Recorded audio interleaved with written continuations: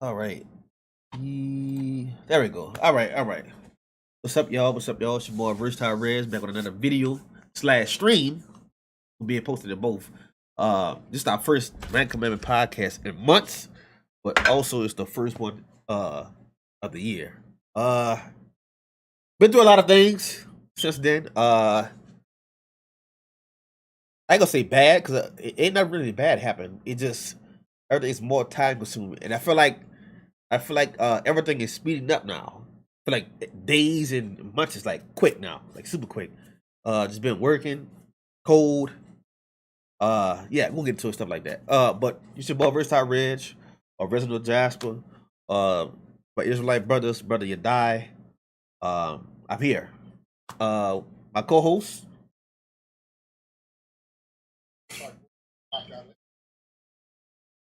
It been a minute. Yeah, a lot of stuff that happened. Um, for me personally, and then just the world, just media, sports, um, comedians, podcasts. You got Cat Williams, Monique. Uh, it's just so much stuff going on right now. So, uh, first I want to say, man, it just everything is time consuming now, and then everything jets so fast. Everything just go fast, man. If it just feel like we just came into January. Now it's February. Uh, it just and I say this too. And I was taught this. He said, once you get an adult, your days is going faster, faster, faster because you're gonna be so busy trying to do bills, so busy trying to take care of kids, family, and friends that you gonna realize like I noticed like a week ago that I'm about to be 32 this year, and I thought I was 30. That's how crazy I was. It just life is just taking upon itself. Uh, you gotta feed your family. Then you gotta try to please everybody. You gotta try to set your time here, set your time there. You gotta take care of your kids. You got to make decisions that wouldn't interfere with your everyday life. Uh, it just feel like everybody want a war. Everybody want to fight. Everything go to 0 to 100. Nothing's like cordial. Nobody don't want to help you out. It's always I need it now instead of I need it later. It's always if you don't give me this, I can't talk to you. Or it just seems like everybody's on uproar. It seems like everything is faster. You know what I'm saying? And I was always like I notice now that I'm so much better being alone. And what I mean by that is, you know, uh when you be around so many people, you kind of step into their lifestyle instead of stepping to your own. Like, I'm like I'm a homebody, so I enjoy working, coming home, watch TV, play the game, and that's about it. Watch YouTube, that's about it. I don't like going out partying. I don't like. I can spend time with family and stuff like that. But even my mother and father calling me like, "Oh, when you gonna come over? When you come?" It's not that I want to. It's like I'm comfortable, and it's say it again.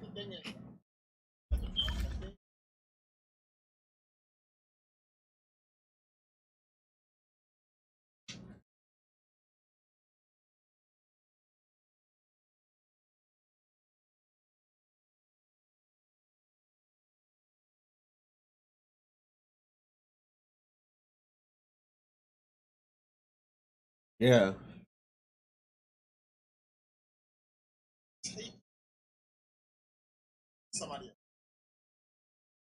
Yep. And it's not like I'm doing it on purpose. But I also understand why my parents want me to come. Like, I understand it because they getting older and I'm getting older. Like I said, I thought I was a week ago. I thought I was like 30. I'm about to go 32 this year, and it's like I just literally just turned 30. I'm like, man, I'm looking. I'm like, you gotta subtract 2024 to from 1992 because I born in 92. I said, man, that's 32. What? It just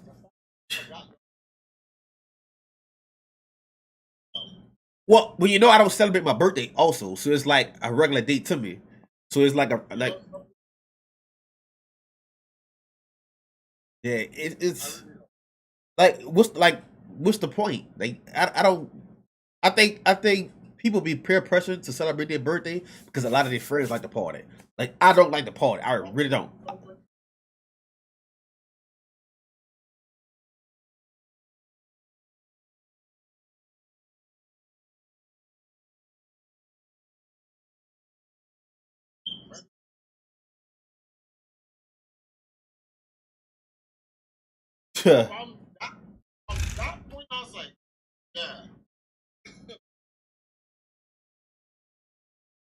is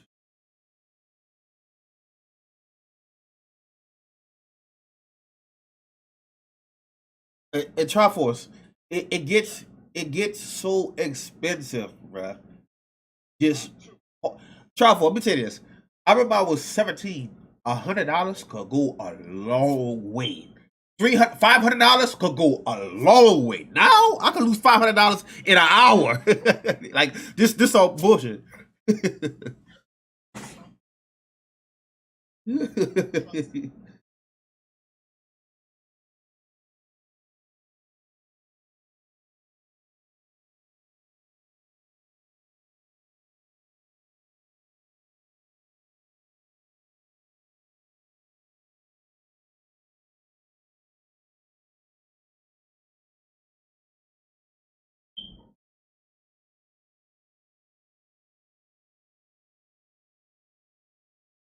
Hey, I bet. I just, I just think about that.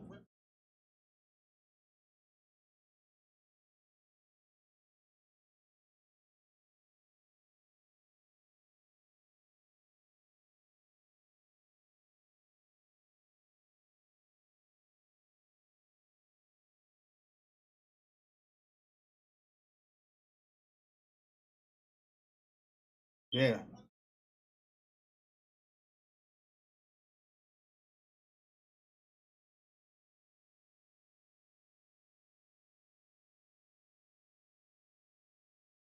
Yeah, yeah. People were like, "What you mean, cow?" Like,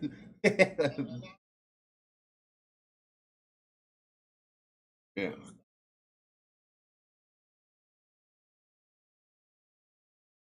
right. Yeah, yeah. But people would try to take it out of context. So, bro,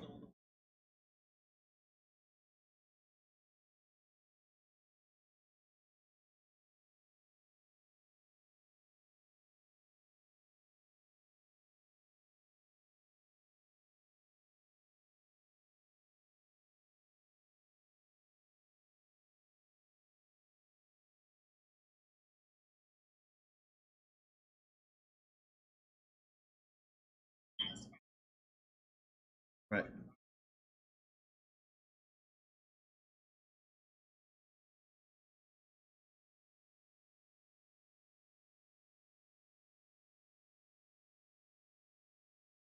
Yeah, go ahead. I'm, I'm just trying to send a link out. But go ahead. Yeah, I'm listening. Yeah, yeah, yeah.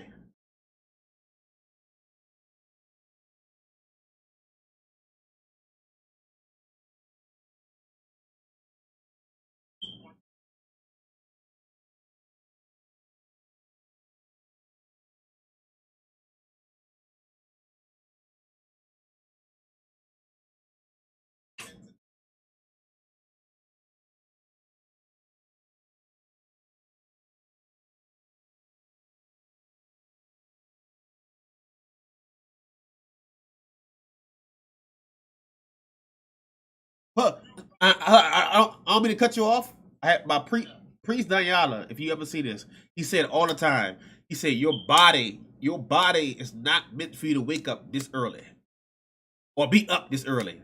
He literally says that a lot of times when he do this like when he do a lot when he do it like his podcast or like he drive to work. He said your body is not meant to be up. It should be sleep. Once that daylight hit, Then your body will adjust. Yeah, right.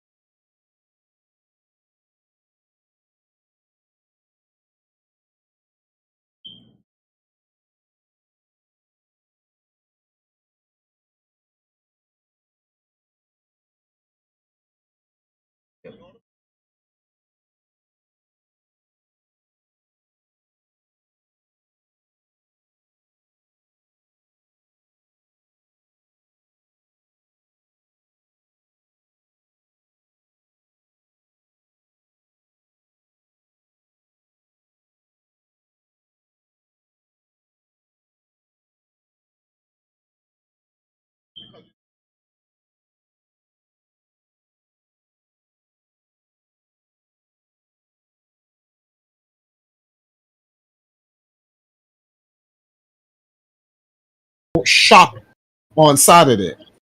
Now, there's a TV shoot we have to do, right? That's how And better this, Kisan. huh? Oh, they Kisan, can hear me. drop. Yeah, Yeah. Okay. I fixed I'm it. talking a little. Yeah, I fixed it. Go ahead. All right. So there's this TV shoot that we have to do. The Valkyries have to do on next week Saturday, right? And they're gonna go to the beach and they're gonna talk about their island life, celebrating forever summer, blah blah blah, all that other stuff, right? And one of the most important things that came out of this was, oh, okay, so the sale starts when? Saturday. And I'm like, damn, man, I was telling myself, I need to go on Saturday. So this is breaking the Sabbath now to go buy this bathing suit for Nile so that we could be ready for the shoot on Saturday. And I'm like, damn, Triforce, you really gonna break God's day over a fucking sale for a bathing suit? So me going to the supermarket, guess who I bump up into? The brother Israelites. Yes, they were right in front of the supermarket, and they was like, brother. I was like, uh-oh. got caught, right? So then I was like, yo, what's up? So I came and I stood in front of it, and so I'm like, all right. I said, let me try to kill two birds in one stone. Let me get the word of God today, right now, and whatnot. And he's like, you're not supposed to buy or sell on this day. So when he said that to me, he's like, I'm the red. Hold on, let me show it to you. My red high-low shopping bag with me. So you knew I was going to the supermarket, so I couldn't even lie to him. I was like, damn. I'm late though. I said, it's not that I'm not observing the Sabbath. I'm just late to the supermarket because I need to get my food so I don't shop later on Friday night or all of Saturday. So I said, but I'm getting the word from you, so I'm trapped. So I said, I'll stay for about 20 minutes, listen to the word, go to the supermarket, grab my food so we can eat, blah, blah, blah. So now I'm walking home. After I got the word, I bought my food, came home, I cooked, we ate, right? And I'm saying to myself, damn, man, you really going to go out on Saturday and break God's day to go buy a bathing suit? So I'm like, man, oh, God, come on. I was like, damn, bro, you can't just let me rock. And then I'm thinking to myself, like, yo, this is not even funny, Triforce. Like, oh, sorry, mommy. I was like, God has given you everything. He's put these people in your life to help you, all this other stuff and stuff like that. You really just go on Sunday, call them and ask them if they open on Sunday, right? And if they are, just go on Sunday. If they're not open on Sunday, just tell them, yo, they're going to have to wait until Monday. The sale ends on the 14th, which is Wednesday. So there's no reason to rush or go out there. And in my mind, I'm like, yo, the heathenism is crazy because I'm over here still trying to justify go anyway. And I'm like, yo, what's the big deal? Why am I trying to rush to go? It's not that serious. Just wait till Monday, bro. And I'm sitting there thinking to myself, imagine God's like, so you can't just spot me this day? You got Monday to go. And I was like, anyway, I guilt my own self into just, nah, don't go on Saturday, bro. I just called them and said, listen, we're going to come in on Monday. Something came up. So I lied for God. Well, actually, no, I didn't. I didn't lie for God. That's the truth. Something did come up, the Sabbath. So I'm like, it's not a lie. If something did come up, I can't come. So they was like, okay, we'll see you on Monday.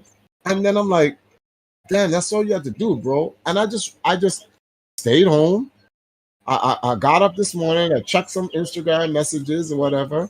I said, I'm a little bit still tired. Let me get some sleep. I slept in the middle of the day for like 2 hours. Rion and them showed up. I got online. I went to stream.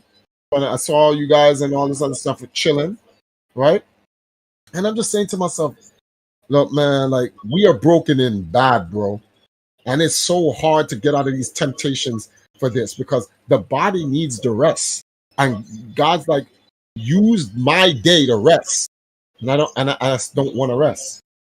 Yeah, there's like so like you also go like when I work Fridays, right? So Fridays, I get off Fridays. Now once I get home, I don't feel like going out at all. I'm talking about I'll be like, man, and the problem I have, well, the problem you will have with like just say like women today, like a lot of women today don't like man. I mean, probably my age or like younger, they don't like a man coming home and that's it.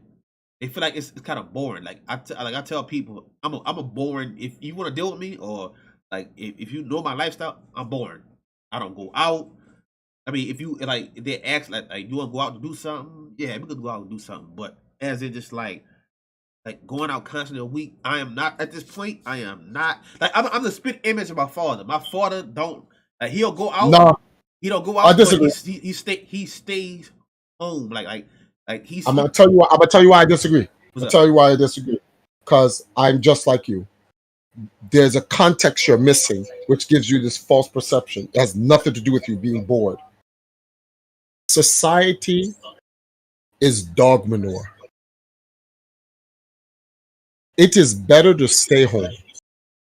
This concept of going out, here's my question. Go out and do what?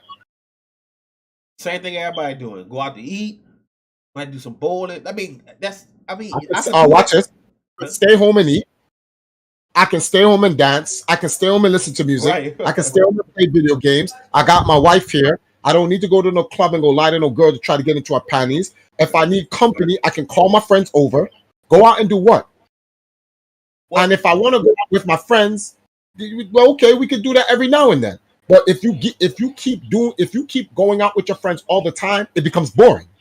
Well, you should. Well, you're going in my early 20s, from like 23, 24 to like 28. I went out every weekend. Got bored. But my friends, the reason why my friends don't come over, my friends, I got one of my friends' best friends. He stayed in Atlanta. He probably, matter of fact, he's down here right now for Mardi Gras. My other partner, my other partner Fred, he's in a relationship. Both of my best friends, they literally in relationships. One is married and one is like in a serious relationship. Got kids together, they stay in an apartment together, they live together. I'm the same thing like them. They stay home. I mean, they go out and take the kids out and stuff like that, or they might go out friends every now and then. But like I said, I'm like my father. My father, he will go out. His family is his friends. Yeah. He don't have like to my knowledge, he don't have a partner and say, look, what's up? Let's go to the bar, go shoot pool. My dad is not the type of dude like to do that. Shoot pool or go drink. He's not like he rather stay home with his family because his family is his friends. Like he enjoy his family. In this day and age, staying home has so many blessings and perks to it. Right. It higher your chance of staying alive because by every day you're outside, you in this day and age, you heighten your chance of randomly getting killed just because you're at the wrong place at the wrong time. That's no cap. That's all facts. You're like, yo, buddy. Like, okay, so there's this guy, right? He likes to travel. He goes out all the time, blah, blah, blah. He went to the passport bros guys. Guy went to the wrong country, got caught up with the wrong girl. The guys came in with the jukes. Said, call your family. We want several $1,000s or whatever, blah, blah, blah. They ain't call him. They boxed that man up. He dead. All for what? All for what? It's not even worth it. None of this crap is even worth it. None of it. The concept of going out like, man, yo, these chicks ain't worth it. It's just not the concept of like, oh man, you have something. Nah, bro, none of it's worth it, bro. None of it. I only go out. I just let me say this last thing. I only go out. So like, because I was talking to my wife, she was like, we don't get a chance to go out and whatnot. So every now and then, after I appease my wife because she does want to go out with just me and her. But I tell her, whenever the Valkyries do an event, that's when we go out because the Valkyries is very social. Right. So I merge the work into the socialness, so it's one. So that now I don't need to go out as much because it's merged into the work. For instance, next week we have a TV shoot on the beach. Well, guess what? We're going to go to the beach. We're going to do the TV shoot. We're going to stay at the beach, enjoy the beach, and go home. So we just did the work and the hangout at the same time. And that's it. And until like 2 or 3 weeks later, something else comes up, then we go. But the rest of them days, we home. Right. What we need to go outside for. And then you know what the worst part about it? Let's keep it on a heathen level. Every time you go out, you spend money. And that shit's ass. Here's the thing is, like today's time, you can't go out with just you and somebody without spending money. Exactly. No. Period. Like you just can't. Like in where I'm from, there's always somebody fighting. There's always somebody doing something crazy. There's always somebody arguing and fussing. Like, okay. I would never like when I go out. If you go out, we're not going to nowhere but dinner, maybe a bar. That's probably it. I'm not doing nothing. I don't like Mardi Gras. Mardi Gras is right now. Mm-hmm. I'm not. Well, Mardi Gras is a heathenist celebration, so there ain't nothing there for you. Like it's just girls going there for for breeds and shit. Like, but the thing is, I'm not a social. Like, I don't like being around too many people. Like, it's just. I'm always. I don't agree with that, bro. You don't want to be around. I think you don't want to be around too many heathenistic people. Well, because the people, period. People, period. To be honest with you, because it's like let's say it was a bunch of Israelite brothers and we had a congregation. You want to go? Well, that depends, but that's like every Saturday. That'd be like an every Saturday thing. What's Saturday? Yeah, but see, that's what I'm saying. There's a purpose to you going out, and you're going out with people, as it says in the Bible, of your own ilk. Right. That's different. When you're around people of your own ilk, it's different. The thing is, bro, I know how you feel because I feel the same thing. I'm tired. I'll keep it real with you. I'm just tired of these people. Right. You know, like, in Tropic Thunder, what you mean you people? You people. I'm tired of you heathens. These people are just sodomites and they're just tiring.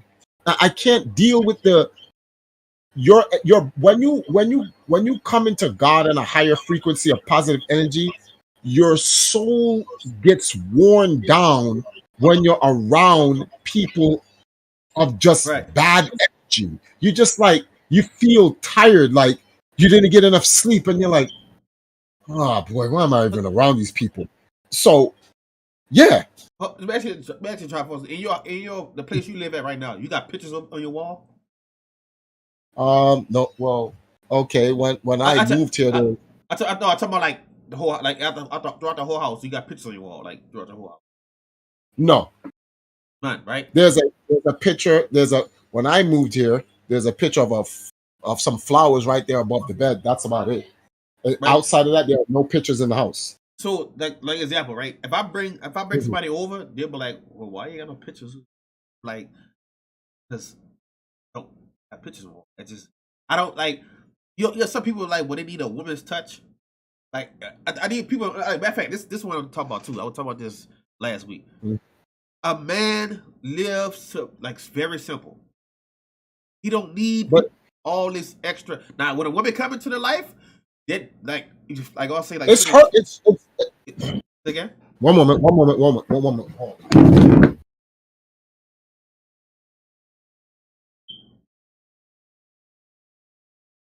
Well, it's like people is used to people. So people when people come, like example, when you go to a different person's house, right? And people were like, they come, they look around, they be like, well, why you don't have this? Why you don't have that? Why you don't have this? Why you don't have pictures? Why you got no mirrors? Why you got no something? That's for frames. That's for a woman. Yeah. A woman comes and decorates your house. No actual man decorates his house. A man puts what's needed in the house. Necessary. A woman puts what's wanted in the house. Right. So like a man builds a house, a woman makes it a home. Right. So the man don't make it no home. He just builds it. For example, right? There's a post I made, but like 3 or 4 weeks ago, right? So the post is about a man lives 2,000 or 3,000 a month lifestyle, and women got on there on the post was like 2,000, 3,000. That's it. I'm like, we are simple. All we need is food, a couch, a bed, TV, and a video game. That's it. Yeah. We don't need so much to survive. Now, when a woman come, you gotta add three to 4 more thousand a month simply because of her. On nothing. That's the sad part. On nothing. It's really nothing. You're adding $3,000 to $4,000 to do what? And it's not. The sad part is it's not even to appease her. It's for the aesthetics. Yep. And that's crazy. So like you're just paying 3,000 something extra for aesthetics. Right. Any girl I want. Go on. Sorry. I need to cut you off. But they think that when I said that is bashing a woman. I'm like, no, it's not bashing a woman. You're just not getting the point that it simply just means if a man want to deal with a woman, we gotta add 3 to 4 more thousand a month simply because to make her feel comfortable. Right. Yeah, to make her feel comfortable. It was not bashing the women. It was not bashing the man. I was just saying a man's life is simple. 3,000, between 2,000 and 3,000 a month is very simple for a man. We don't need the extra stuff. We don't need new drapes. We don't need no stove and kitchen and bathroom design and shower curtains. We don't need all that extra design. We don't need 10 changes of sheets. We need 2 to 3. That's all you need. While one is on the bed, you wash the other. Yeah. You don't have a purple, a blue, lavender, a silk version, a gray, a red, a white. You don't have 10 bedspreads. You have 2 to 3. That's it. Well, a woman comes in your life. How you only 3? Come on, we got to add 7 more. And you're like, that's crazy. Yeah. Like, it's not free, 7 more costs 7 more. Yeah. It's not to that poll was not to, because of course there was all women that took that role. They had like 3 or 4 women that was like, that's not what he was saying. He was not bashing women. He was just saying if a man want to deal with a woman, here's the extra expenses that you need in order to deal with that woman. Don't deal with that woman unless you have the extra expenses or want to. You kind of got to level up in order to get that woman. Well, to me, that woman would never be worth me leveling up anything. I'm like, wait, I gotta change. Listen, it's either a girl's gonna end up my life and she's gonna accept me for who I am, as I'm gonna accept her for who she is. But if you think I'm changing for you, no, I ain't doing all that. But what man? The only time a man changes himself for a woman or anyone, if it's for the better. Yeah. For the better. Same thing. If it's for the better. But if it's not for the better, I don't care what she thinks. Oh, well, you can't be with me. Okay. You do know that there's 10 times more women on planet Earth than there are men. So I don't care. That's why no man should ever be running down no girl. Like, Right. bro, we number them. I can, I can do nothing. The thing is, you know what it is? Dudes who have never touched grass in a very long time, their problem is the hyper fear element. That if I don't get one right now, I'll never. That's their problem. It's like, bro, calm down, relax. If a man focuses on himself, the cheeks will always come. This is just how it is. Women want men more than men want women. People say that's a lie. It's facts, bro. We don't want women as much as they want us. They want us. It's simple economy, supply and demand. There's a less there's a lesser supply of men than there are women. So because the women outnumber the demand, the supply, the demand becomes higher. This is kind of messed up to say, but it's economically true. There are so many women out there that the value for the supply of women is lower.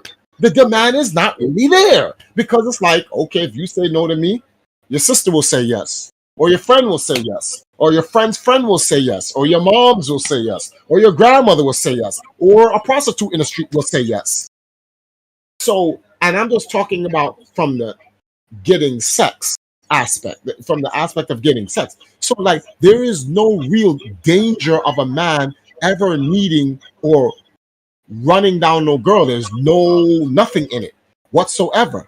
But unfortunately, the lack of discipline in men has inflated no in yes inflated it has inflated the woman's ego and the value.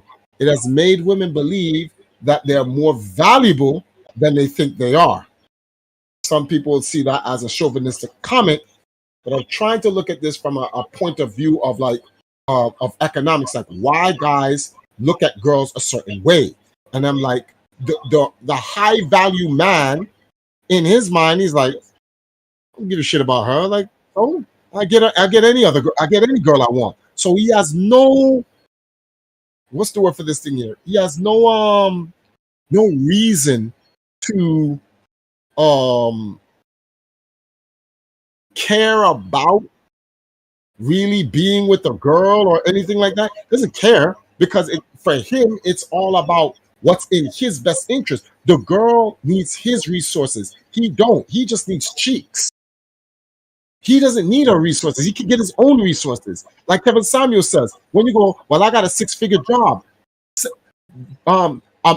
Says which man in the world has ever cared? We don't. You know which man cares about a woman having a six-figure job? A bum. That's the only type of man that would care about a woman having a six-figure job because he's trying to freeload off of her. People like, oh, word, you making six figures? I ain't gotta work. I could just D you down, right, and then run your pockets, and that's pretty much it. And so those are worthless men. Those are not men of value. So we don't care. Like real men don't care. Like you could get a doctorate. We don't care. That's why most high valued women who are making six digits, guess what type of man that they get? None. They can't. The only type of man they're gonna get is a bum, and that's what they hate. Like, okay, so they get a man which is just a man having sex with them, and it's like, how come I can't find a good man? I make six figures because a real man has nothing to do with how much What do money you mean? you make. We don't care. We don't, and you can't compare what you make to us because we still don't care. Well, I make more money than you. Oh, I just try for us. Basic question. Basic question, right Uh, quick. So let's say 100. Let's say a female make 100,000, yeah, and a man make 100,000. What's the yeah. difference? What's the difference between the two? The difference between a female making 100,000 and a man makes 100,000. Right. A female, okay. As my thought. 1 second.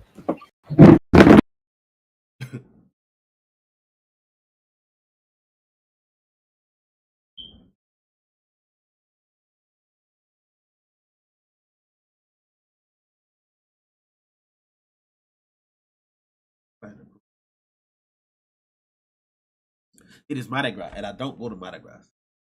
It's filling that hole.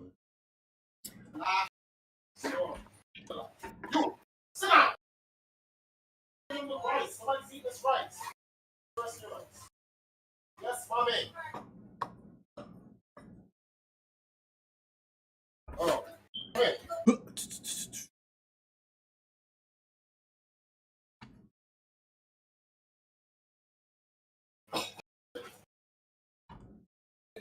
It's the first time. The first time we did a podcast once. We first started this podcast what 2022. I just got to be consistent. It's just me. I get lazy, dog. I'm telling you this. I get lazy when it comes to podcasts. Just getting like a bunch of views. I was getting interviews with other people coming in. I need to start going back to it, bro. I've just been working. Just come home, work, come home, and just by the time you come home and you relax for an hour or two, it'll be time to go to bed. Gotta hop in the shower, then go to bed, and then right back in again. It just, I feel like everything now is time consuming with everything in life now. It wasn't like that 2 years ago. I feel like when I get off of work, I mean, maybe because it's the winter time too, kind of, because you know it get dark at 5 o'clock, 5:30. Just feel like days is just. I go outside 5:30, it's pitch black. I'm like, oh man, come on. Then you ever have like the lifestyle where, like, let's say you pay Cardinal car insurance, right? You might pay your rent. Let's say you pay your rent. You pay your rent, and then you feel like 2 weeks later you gotta pay your rent again. It feel like literally like 2 weeks, but it literally be a month later you gotta pay rent again. It just feel like I'm like, I mean, I just paid my light bill, I just paid my water bill, I just paid a car insurance, my car note 2 weeks ago. That's the feeling, like 2 weeks ago, but it's really be a month. It's just everything's so fast, right? Everything just so fast. You don't have time for anything. You don't have time to enjoy what you've been working for. I work like 50 hours a week, from 6:30 a.m. or 6:30 a.m. to sometimes 3:30 p.m. Everybody ain't got no patience. You try to go home, or you try to get to work and leave work. People just want to like rush to work. It is, I don't know. This people mindset today, bro. I just be it be blowing, man. I don't have patience for people like today. If I'd rather be at home, like my kids come over, might cook something, and I'm watching YouTube or I'm moving, bro. Play my little game or something. It ain't nothing to do. Ain't nothing to do. And the older I get too, I realize too, when the older I get, you know, you just want a female that you live with and you stay with. You don't want to like step out into the world of like finding different women, and you don't want to jump from relationship. It gets boring. You want some stability. Give me a second, Brett. Give me a second. Want some stability now. It's like, and I don't know how dudes do it today. Like, you know, just jump to female and messing with this one, and that one, running the streets. It gets old, bro. It's time consuming. I have 2 kids. It's time consuming. You take time away from them. You take money away from them.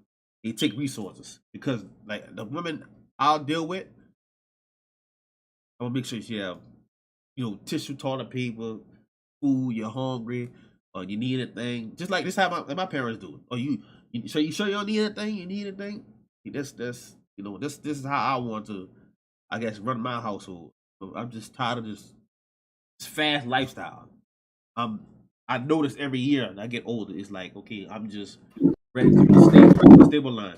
You know how the graphs go up? You got the graphs that tell you from 92 to 2024, the time frame, how fast things go, or at this time frame things was low at the time, now it's high.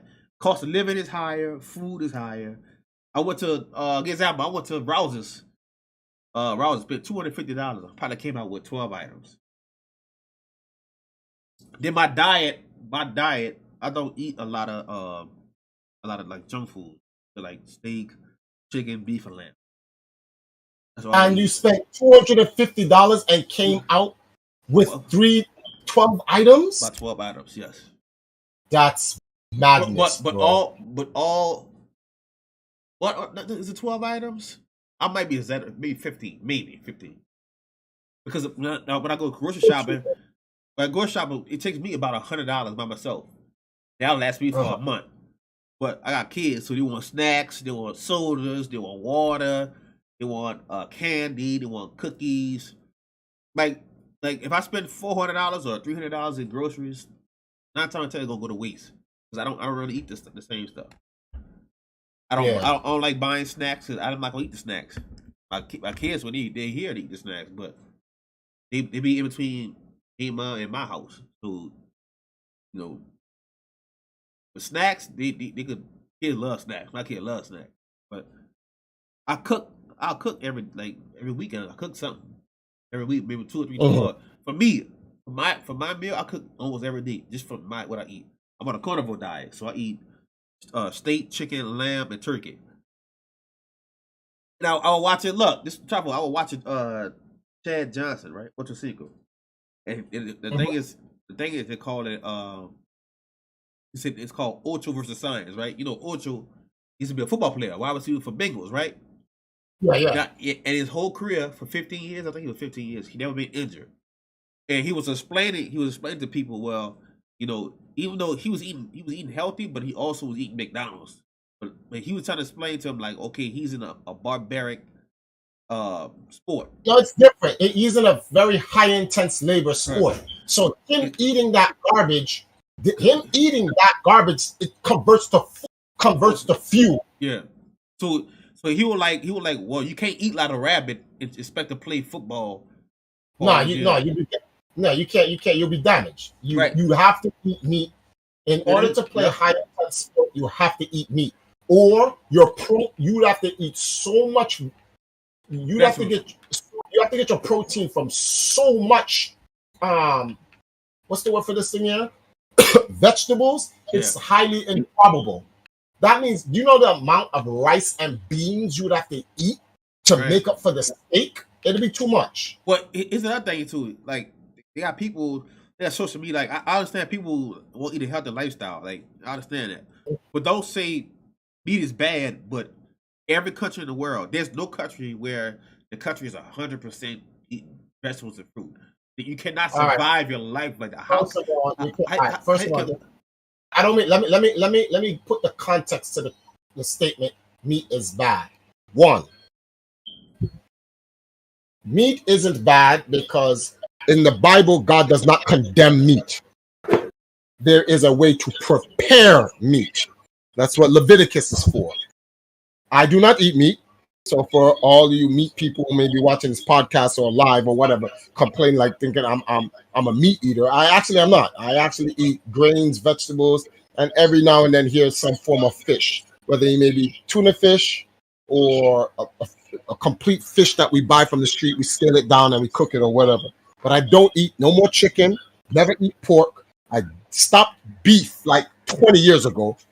And it's not because it's sinful or anything like that. It's just because if they let the animals alone and stop feeding the animals this shit Monsanto's feeding, I'd still be eating meat. Honestly, I'd still be eating meat. But I don't trust what they're putting in there. I believe whatever they're putting in the animals is killing people. So unless you're getting your animals from the farm or you follow the laws of the Leviticus and you cook your foods completely so it can burn out most of the whatever in it. Hurtful material. That's why you're supposed to, let's say you eat steak. You're not supposed to eat your steak raw.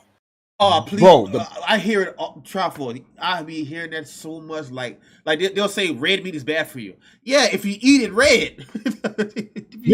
If you eat it with blood in it. If you take your steak and you cook it for 10-15 minutes, and then when you take your fork and you push into the fork and it squeezes in, you see the oil and the blood running out. Like, bro, what? Like what? You do know you're eating the DNA of another. Well, you're eating the DNA of another animal, period. But like you're eating the blood is still alive, bro. Yep. It hasn't been purged out of the food. it's still alive. That's why I like sushi. You shouldn't even like. I used to eat raw salmon, avocado. Now all my sushis is vegetable sushi, and if I do eat salmon, it's cooked. I tell them cook my salmon. Cook my salmon gray. So it's not even pink. It's gray. Gray salmon with avocado, rice, and then the seaweed. And I eat that. I don't eat no more raw meats, no nothing. Ever since I started doing that, my health has changed. I'm healthier now. I'm like, yo, no more spots on my body. And then I realized, yeah, it's the food that's killing us. The way we eat it wrong. And we're not even really eating food these days. We're eating food products. It's not actual food. Unless you live in a tropical island like me, then you're eating food. Today, what did I eat? I didn't eat any food today. I ate, but I didn't eat any food. I ate Murachan's creamy chicken ramen. So that's not food. I ate some dumplings, fried dumplings, but my mother put cassava in it. So that's flour and cassava. Okay, that's food. That's natural. It's been processed, but it's still natural to some degree, right? And then she gave me some mackerel in tomato sauce. So the tomato sauce is tomatoes, and then the mackerel is fish. So I didn't eat as bad as I thought I would eat. But like the other day me and my wife was hungry, and we went to the Rastaman in the morning, and he gave us shut your hole. We got veggie chunks. We got some veggie chunks, pumpkin, green banana, yellow yam, ackee, and callaloo. Boy, it is a different feeling when you actually eat food. When you eat food and you become full, it is different from when you're eating food products and you become full. Right. Ever know something about food products when you peep this, and everyone can confirm this as fact. When you eat food products, why are you still hungry? Never noticed that? But when you eat food, you're not hungry. Right. So like when you so go on. Sorry. So I'm on a carnivore diet, right? So all I eat is meat, right? Mm-hmm. I'm only eating twice because we eat fruits and vegetables that go in your lower intestines. That's why we eat it. You gotta go to the bathroom like quick because it cleans everything out. When I eat meat, like when you eat meat, it stays in the large intestines because it takes longer to digest. Yeah. So and if you look at all the products that's like the junk food, a lot of times it's sugar, high fructose. And what does that happen to you? All they do is burn it off, and that's it. That's why you see kids when they eat sugar candy, they up all night running, and then they crash. They crash hard. And that's why for me, I'm like, okay. When I ate food for the first time in a long time, I was like, yo, this is crazy. Like, how all of a sudden, like, I'm full. That one food I ate, bro, that was in the morning for breakfast. Later on at night, what did we eat? We shared a can of tuna with some rice, and I diced up my peppers, my bell peppers, tomatoes, onions, and I steamed some chopped string beans for 30 seconds, mixed that some bitch up, and I have it with clean white rice. That's it, and I'm good until the next day. And it's clean food. And I noticed too. When you eat good food, I watch this show, Best Food Reviews. I advise you to watch that. It's on YouTube, right? It's what is it called? The Best Food Reviews, where he go to like different countries, travel to different countries, and eat wherever that culture is. He'll go eat it. Like he go over there and eat their food, right? And if you look at those different countries, they don't eat how we eat. They don't eat 4, 5, 6, 7 times a day. They don't go snacking. They snack. No. Might be a fruit. And they live longer. Yep. And look, they don't eat. I've been watching. They don't eat chips. Like how they might if they eat chips, it's fish chips or something like that. It'll be or banana chips. Yeah, like plantains. Yep. Yeah, They don't that same eat. thing. Yeah, they don't snack on. They don't snack on like I'm sitting there watching. They don't snack when they eat and then that's it. They don't. They don't snack in between lunch and breakfast. They don't do none of that. They eat. Boom. That's it. You know the worst trips. I don't even see them drink water. They don't see them drink water like that. They drink water when they eat, and then after that, I don't see them like stop. It just maybe because they be too busy in their day, Mhm. or maybe they can't afford it or whatever. But they most of the time they either working, they eat. They don't eat. I don't never see them eat breakfast. They just eat like lunch or dinner. That's it. They don't. They Mhm. don't. They don't stuff their face the whole day like how we do. We eat because it's there, or we eat because we inside. Yeah, actually, a lot of the times we eat in the West. People eat because they're bored. All right. They're not eating because they're hungry. They're just eating because they're bored. All right. And that's a very terrible what's the word for this thing here? Oh crap. That's a terrible I don't want to call it that habit. There it is. That's a Yeah. terrible habit that we have. It's actually not good for us. Here's another thing too, right? Mhm. If you look like if you watch best food reviews, I probably will show you a video right quick, like not right quick, but I'm gonna go on like his YouTube and you can like see it. But another thing is, it's like if you see how they cook, you don't use a lot of salt pepper. That's salt pepper is probably the number one, number two season. They don't use. I mean, they might use red pepper. They might use red pepper, bell pepper, onion, whatever. But even that, they don't. Their main seasoning is salt and pepper. They don't have so many different seasonings. They don't have so many different ways. Like if you watch the video, they cook the same way the ancestors cooked thousands of years ago, Yeah, 200 years ago. yes, they do. They don't have so many ways. Like some people say, there's so many ways to skin a cat or some shit like that. In different cultures, they cook the same way they Mhm. learned. They family learned 100 to 200 years ago, 300 years ago. Some maybe don't use a stove or an oven. Some use literally dig a hole in the ground, make some coals, or take some wood, firewood, put it on the ground, and then they take their food, they season the food up, wrap it in some aluminum foil, put it in the hole in the ground, and then cover it up with leaves, and then put rocks on top of the banana leaf, and then cook it like that. They don't have that gas stove or that propane tank to cook their food. That burn chemicals off too.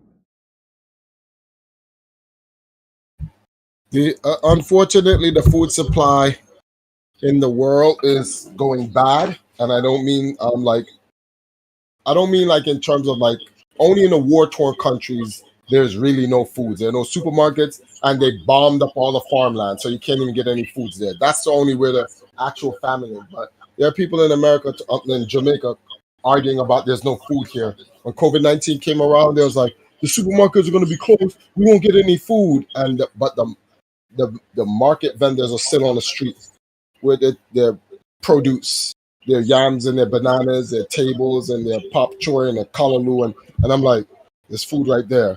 I don't want to eat that. I'm like, yo, that's crazy. they got us. They got us, bro. People are not even interested in even eating that or even cooking. Like, damn. Isn't the thing, child for us? Mhm. Like when people say, like when you go ask people at the food market, whatever food is, like what is that to y'all? Like what is that? Is that the stuff y'all eat daily, as in chips and drinks and candy? Like what do y'all consider there's no food? I mean, understand In like Jamaica? no. I'm talking about like this America here. Like so, for example, Oh, they say that mhm. there's a chicken shortage, but all this chicken shortage there is chicken wings. There's no chicken wings. I was like, but they got the breast and the Breast, legs. yeah, right next to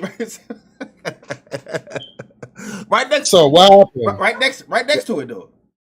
You know what I think happened? These are lab grown chickens, and they all came out without wings. That's what I think happened. Like Lab grown how chickens, how you they came with how you have a it's one thing to have a like call it a chicken shortage. It's another thing to have chicken wing shortage chicken because wing shortage. Yeah. chicken wings probably chicken wing. The thing about it, chicken breast is used more than chicken wings. What you think about it? You got a lot of stuff like uh uh what do you call it, hot and spicy at McDonald's. You got chicken nuggets. Even though we got have an argument saying McDonald's chicken nuggets ain't really chicken, but if you look at certain places, Wendy's, they use chicken breast, they use chicken tenders. You got Cane's, we use chicken tenders. So the chicken breast is really one of the most used body part than the wings. Wings is Yeah, just it hasn't run out. two, Yeah, it hasn't run out. But the right? wings go. Like I said, bro, these are lab grown chickens, right? They come out with either microscopic wings and you can't, so they have to cut them off, throw them in the garbage. And then and the elites have decided to say, damn, we can't let people know that like these chickens are not even real. They're not even birthed. They're made in a lab. So we're just gonna tell them we're having a chicken wing shortage. Shit like that. That's why I stopped eating meat. Because make it make sense, bro. How do you run out of chicken wings, but you still have the legs and the breasts? And the thighs. Bro, And the explain thighs. this. And the thigh. Explain this. They can't explain it. And then Something's going on. I don't trust it. But Triforce, you can also go to the frozen part and get Yeah. what? And get what? Chicken wings. Chicken wings, right? Come on, man. Like this is nonsense. That to me just means like stop eating this shit, man. Because like this shit's gonna kill us. Well, actually, it's not gonna kill us. It's already killing us. But Here's a I talked to a Guyanese dude. He's from Guyana. Not Guyana. He Guyanese. He's from it's like another form of Jamaican. Daddy. Yeah, I know, with it because you have not you have Guyana. Guyana. You got Guyana. You're not Guyana. Yeah. Guy is Guy. Yeah. Guyanese. No, I know what you're talking about. In the Caribbean. In the Caribbean. Yeah, Caribbean. So he was telling me like when he was growing up, yes, he ate like certain animals that toucan. He was eating toucan, we eat like different birds and stuff like that. But he was also telling about the vegetation, how they when they eat fruit, they don't eat the fruit off the tree. They eat the fruit that fell on the ground. They have bugs on it. And I was like, why you eat it like that? He was like, because those fruits. Because if the bugs eat it, it's good. It's good. He said, but the fruits that's on the tree, they either not ripe yet, not ripe enough for anybody to eat, but it falling to the ground. And he didn't say like if that a bunch of ants on it, eat it. He was like, if you see like a one or two bugs on it or fly hop on it, they'll eat those simply because that means they are ripe. You don't see too many bugs on a fruit that's on a tree, as in like Nope. like say like an orange. The orange is green or a banana is green. You're not gonna see animals on that because they're not gonna mess with it because it's not ready yet. Once it hits the ground or you see something like about to fall off the tree, you eat those. Mm-hmm. And he said out there, most of nature, they let nature tell them or dictate what they should eat and what they shouldn't eat. Yeah, they don't let man or science decide that. Yeah. Out here in Jamaica, they be over-riping the bananas before they're actually even ripe. They take the bananas off the tree, take them in a lab, put an artificial sun light on it to fast ripen the banana. Not even natural. Like it's the same thing I say, right? So how like if we get if we go get an orange from our backyard in a day or two, that motherfucker might even the same day, it might change colors, might get rotten. But how do you get fruit from Florida? To come over there, and then it's been there for 2 weeks, yeah, and it's not rotten yet. Right. So they said Florida like Dole. You a Dole the fruit company? Yeah, Dole. Yeah. DOLE. Yeah, they get mostly bananas and fruits from Honduras and stuff like that. Honduras and Florida. Yeah. So I'm like, well, if you do if you say flying, it might take a day to fly to Honduras or to Florida, like Florida to like California. How is that fruit same color? You got it from Florida. How you get it's the same color? You gotta be careful. You can't be asking these questions, bro. like example, right? Travel. When you eat a steak, right? I'm gonna give you an example. You eat a steak. You cook that steak in the next hour. Like just leave it out, cook it and leave it out. it's changing. Uh-huh. It's harder. Yeah. You can't re-warm. You know, you can rewarm a steak, but the steak will not go back to its soft form or juicy form Yeah. because it dries out after a while. How you get a fruit from Florida? He said he picked it from a certain farm in Florida, and ship Huh? it across the country, and then you gotta take it off the truck. Then you gotta take off the truck. You gotta put it in the back of the store. Then you gotta go in the back of the store. You gotta take a box and then shelf it. And then when you shelf it that night, you open the store that morning, and not to intend that back storage is hot. It's not cold. It's not in the freezer. Those fruit not in the freezer. They're in the back next to the other stuff, next to the TVs and the remote control stuff. And then you gotta try to take it and put it on the aisle. Don't change color. Then look, it'll sit in the store for like a week. Don't change color. You grab it, take it to your house, and it might take 2 or 3 more weeks for it to rot. And people eat this. This is, you know what's messed up? It's the people creates this. That's actually more bothering to me. That like they create these conditions. Bill Gates just bought both farms too, Yep.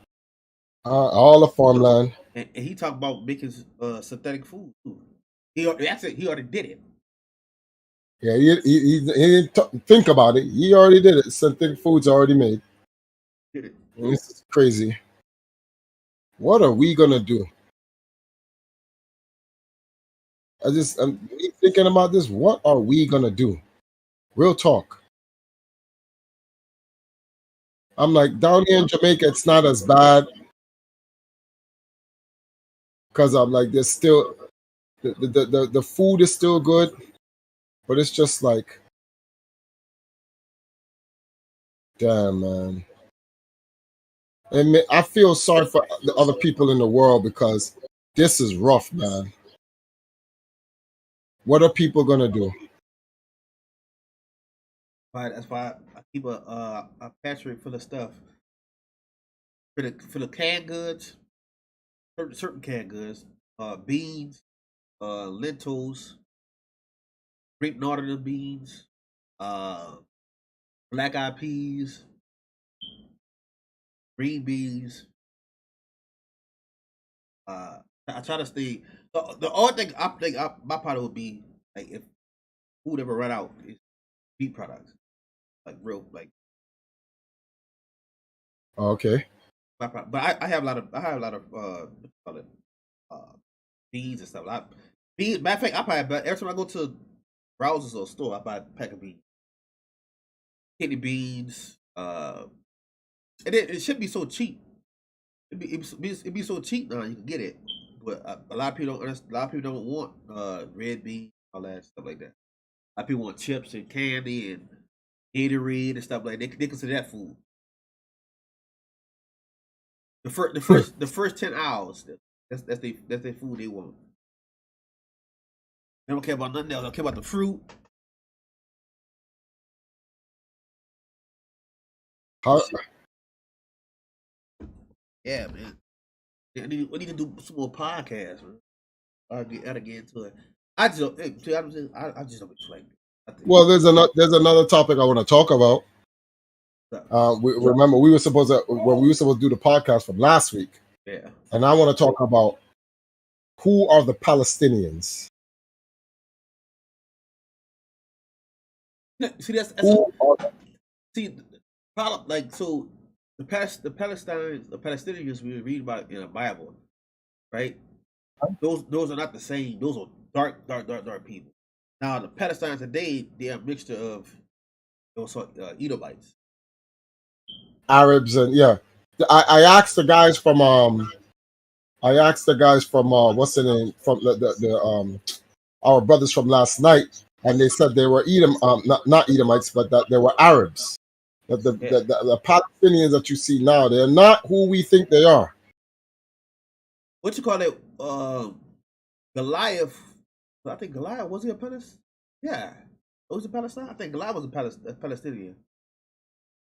Real Oh one. wow, I think we see Goliath. I think Goliath is from Palestine.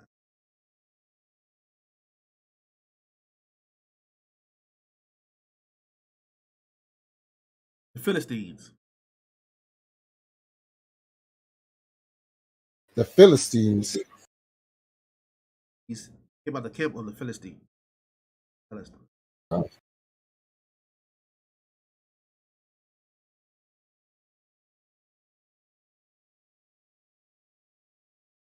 Okay.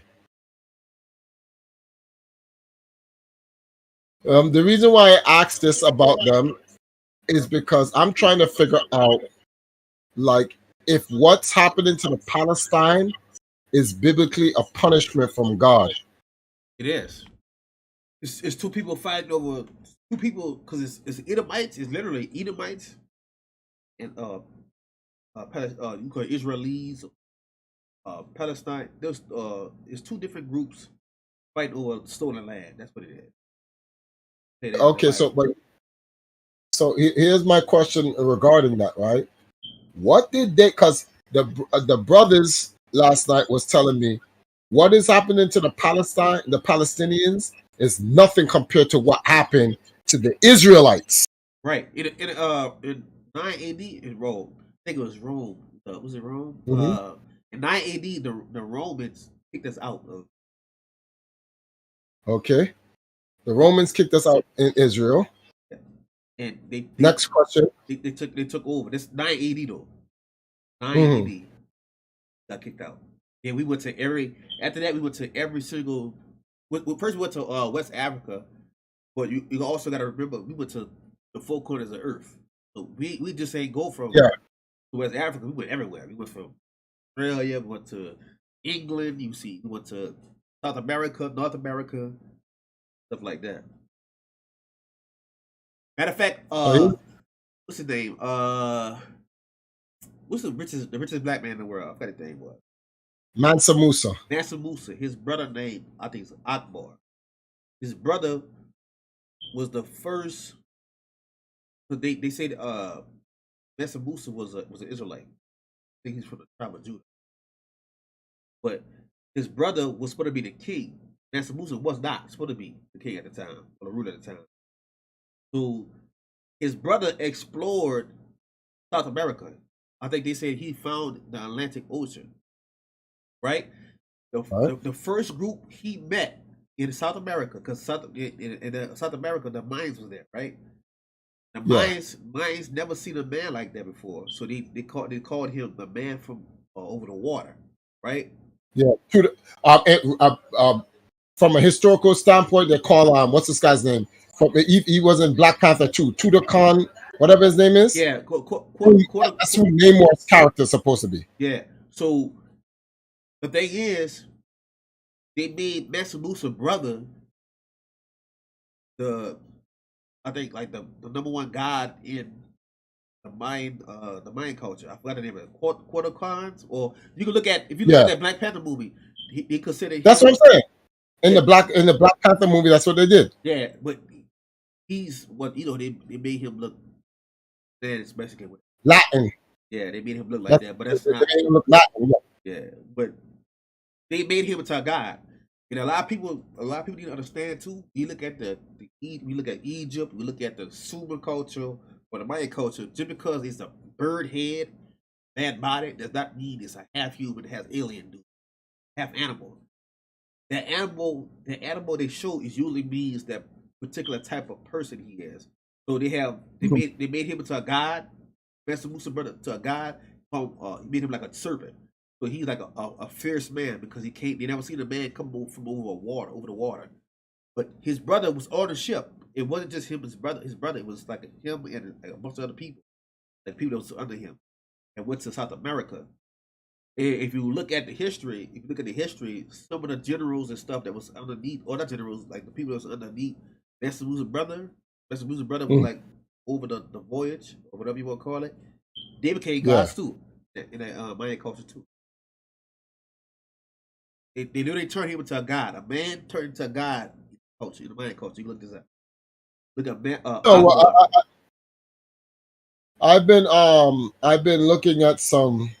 stuff via Billy Carson and a lot of the Sumerian history and thought, and a lot of people lying on God, bro. That's all I gotta say. A What? lot of people lying and claiming to be God. But here's another thing too. Like, so you see, like, so there's a lot of people who be like, well, the what's that? What's that? Gilgamesh. I'm thinking of it. Epic of Gilgamesh. Yeah, the Epic of Gilgamesh, right? They'll be like, well, Uh-huh. that predated the Bible, or that predated like the Hebrew Bible or whatever, Genesis. So hmm I asked them, right? I said, so how can I forgot what they call it though. It's like a tablet. What they call it? Sumerian text, right? The Sumerian tablets, the Emerald tablets. Yeah. So I asked them, how can those predate the Hebrew Bible, or the Hebrew, or the Hebrew literature, if if it talks about the flood, it talk about the flood and what happened after. It never talks about before. No, it speaks about Well, what happened actually, before. I have an answer for all of this stuff, right? To be honest with you, the Bible. First of all, we have to put these things in context, right? Before the New Testament, there was God's laws and following. So there was never even a Bible back then. God's laws still exist.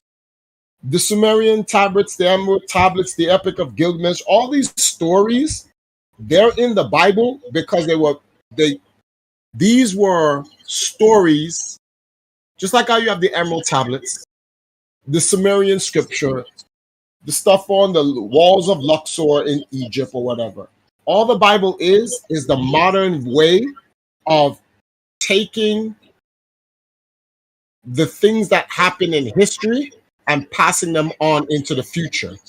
I'm sure we're going to create AI is going to be the next one that's going to create a new stuff, and and soon we're going to even forget about that there is even a Bible.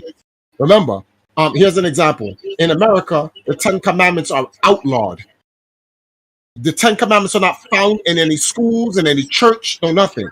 Sooner, 200-300 years from now, in American culture, Ten Commandments don't even exist. People are going to be like, Ten Commandments? What are you talking about? There was these tablets. You're lying. No tablets such exist. So it's not about which came first. That's irrelevant.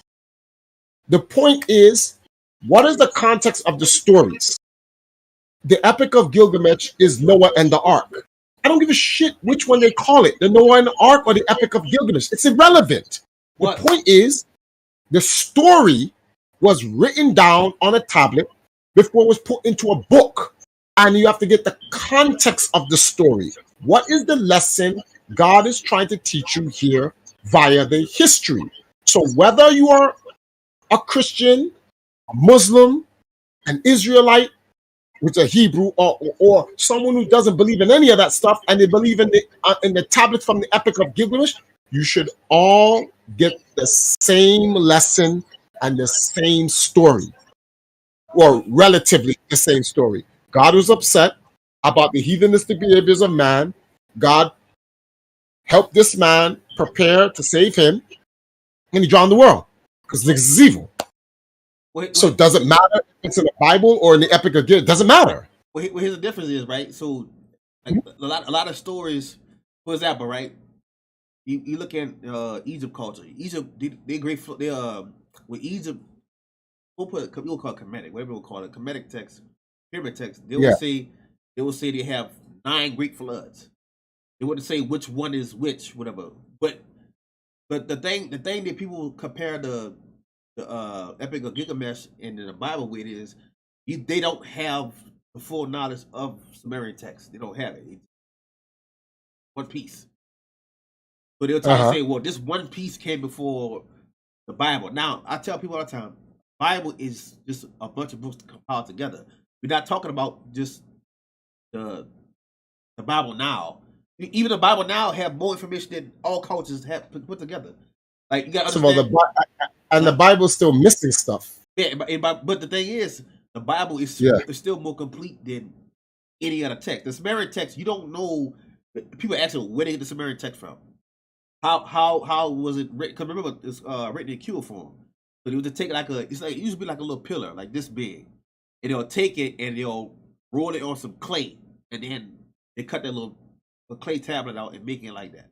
Like for example, right? So example, if I ask them, like in the Bible, it tells you Garden of Eden. They don't tell you that in no other culture. They don't tell you, well, these people come from this part of this area of the world. Well, here's the funny about the Garden of Eden is in the Emerald Tablets. But according to Billy Carlson, when I'm listening to him, the Garden of Eden is in the Emerald Tablets. And their version of the Garden of Eden story is way different from the Bible's version. I read the Emerald Tablets, so people ask them where they get it from, like where the origin come from. Just like the what you call it? The Book of Enoch. We actually consider the Book of Enoch a pseudo book because they don't know where it comes from. They don't have no culture saying, well, this is my book right here. This is our book. Like if you look at all the Book of Enoch's, it has a white author.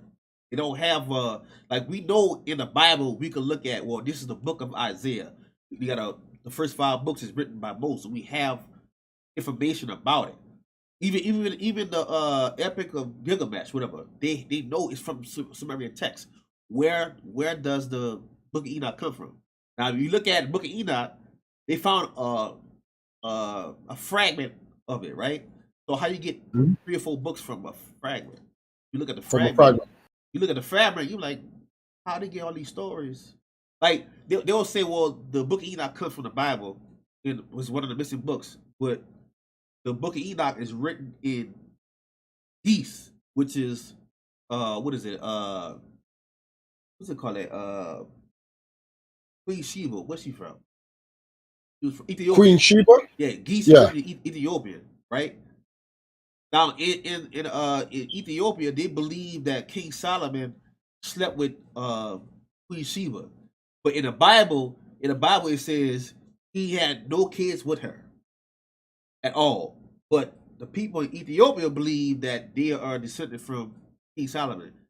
How you be a descendant from Solomon if King Solomon never had kids with Sheba or any Ethiopian woman? So you gotta watch, like I said, like you gotta watch. Some people will say, or they part of the Bible, or the Bible. This was in the Bible before they took it out. You gotta watch that stuff because a lot of that stuff be something that's made up. Like we talk about the books you talk about. I read the book before, and you be like, well, where the origins come from? Why nobody claim these books? Like what culture claim these books? You got a pyramid text, you got a coffin text, you got Book of Nefertiti. We all know those are Kemetic books from Egypt. But Billy Carson, I watch Billy Carson all the time. You be like, where he get this from? Like where they get this information from? Where is it? Where is it? There's no origin to where it comes from. No culture say, oh yeah, this is our book. Here's the thing, though. Even though there is no even though there's no origin in terms of like where the books come from. The reason why, for me specifically, I call these things semantics, and semantics is in another way is like politics. You focus too much on the semantics, you'll miss the point of what's trying to be conveyed. It's much like the Vladimir Putin interview with Tucker Carlson. So many people hate Putin that they miss the context of what the man's even talking about because they don't care. What matters to them is that Putin must remain wrong because whatever is it that they believe in, they don't want it to be destroyed. I don't want to say that they're lying. They don't want their truth to be circumvented. So no matter what Putin says, no matter how much evidence he has, it will always be a lie. That's it. Because people nobody wants their world ruined or anything like that. Because I don't believe in God, right? I know of God. What matters to me is what is it that God wants us to know. That's how I think. What does God want me to know? That's all I care about. I don't care. So it's irrelevant to me who wrote what, where, when, why. It's for instance, right? Some people, now that the Ten Commandments is no longer in American schools or whatever the case may be, 100, not even 100. Before I die, there are going to be a set of people who are going to say the Ten Commandments never existed, right? And if I pull up something from the internet that said, look, it's here, obviously the powers that be are going to wipe that history out so no one can use it anymore. So it's you see what I'm saying? Now that the history has been wiped out, how can I prove my point that the Ten Commandments was wrong? I know I witnessed it, but the people from this generation do not. Then they're going to, it's just like, who's to say the Epic of Gilgamesh tablets, or not the tablets, the Emerald tablets didn't exist? What if the people from the Emerald tablets era were alive and say, no, it exists? We will go, where's your proof? But history, remember that the Library of Alexandria has been removed. They outright destroyed it. You have to ask yourself a question. How much history in the world was lost when they did that? I believe that these dudes, they destroyed the Library of Alexandria because it literally was the encyclopedia of the world. And if they kept that around, there's no way the new heathenites of the world could rule it, because that information was there. Prime example. America says Putin is this evil dictator, monster. There's nothing good come from him, blah, blah, blah. But if Tucker Carlson did not go and interview Putin, what would we know? We wouldn't know his point of view. America says Putin does not want a ceasefire. Tucker Carlson asked him in the interview. He's like, yeah, we can work out a resolution to it. But wait a minute. America said, and that's the problem. America said. So for me, I don't give a shit if Putin is evil, because America's just as evil. What matters to me is, what is it that Putin's trying to convey to us? Clearly, you have two powers, right, that are vying for world supremacy. Some stupid shit. There's always some nonsense that these guys are arguing about. So I only care about, okay, one guy is talking about he's willing to work something out with America. The other guys are like, fuck Russia, blow them off the planet Earth. I'm like, bro, why so violent, bro? Like, you all right, bro? You want to? I think we should work this out. I don't think we should like go to the end of the world. Why are you trying to bring the end of the world so fast? So the person who expresses the most restraint, I'm going to give some more credence to. I hear America all the time. So it's like with Billy Carson. I hear the Bible all the time. I hear all these other things all the time. It's not that I want to listen. I want to listen to other people because I doubt what I listen to is not real. For instance, right? Some people say, so what are you trying to say, Triforce? You doubt God? No, I don't doubt God. And that's exactly why I'm trying to get all the information. God has nothing to hide.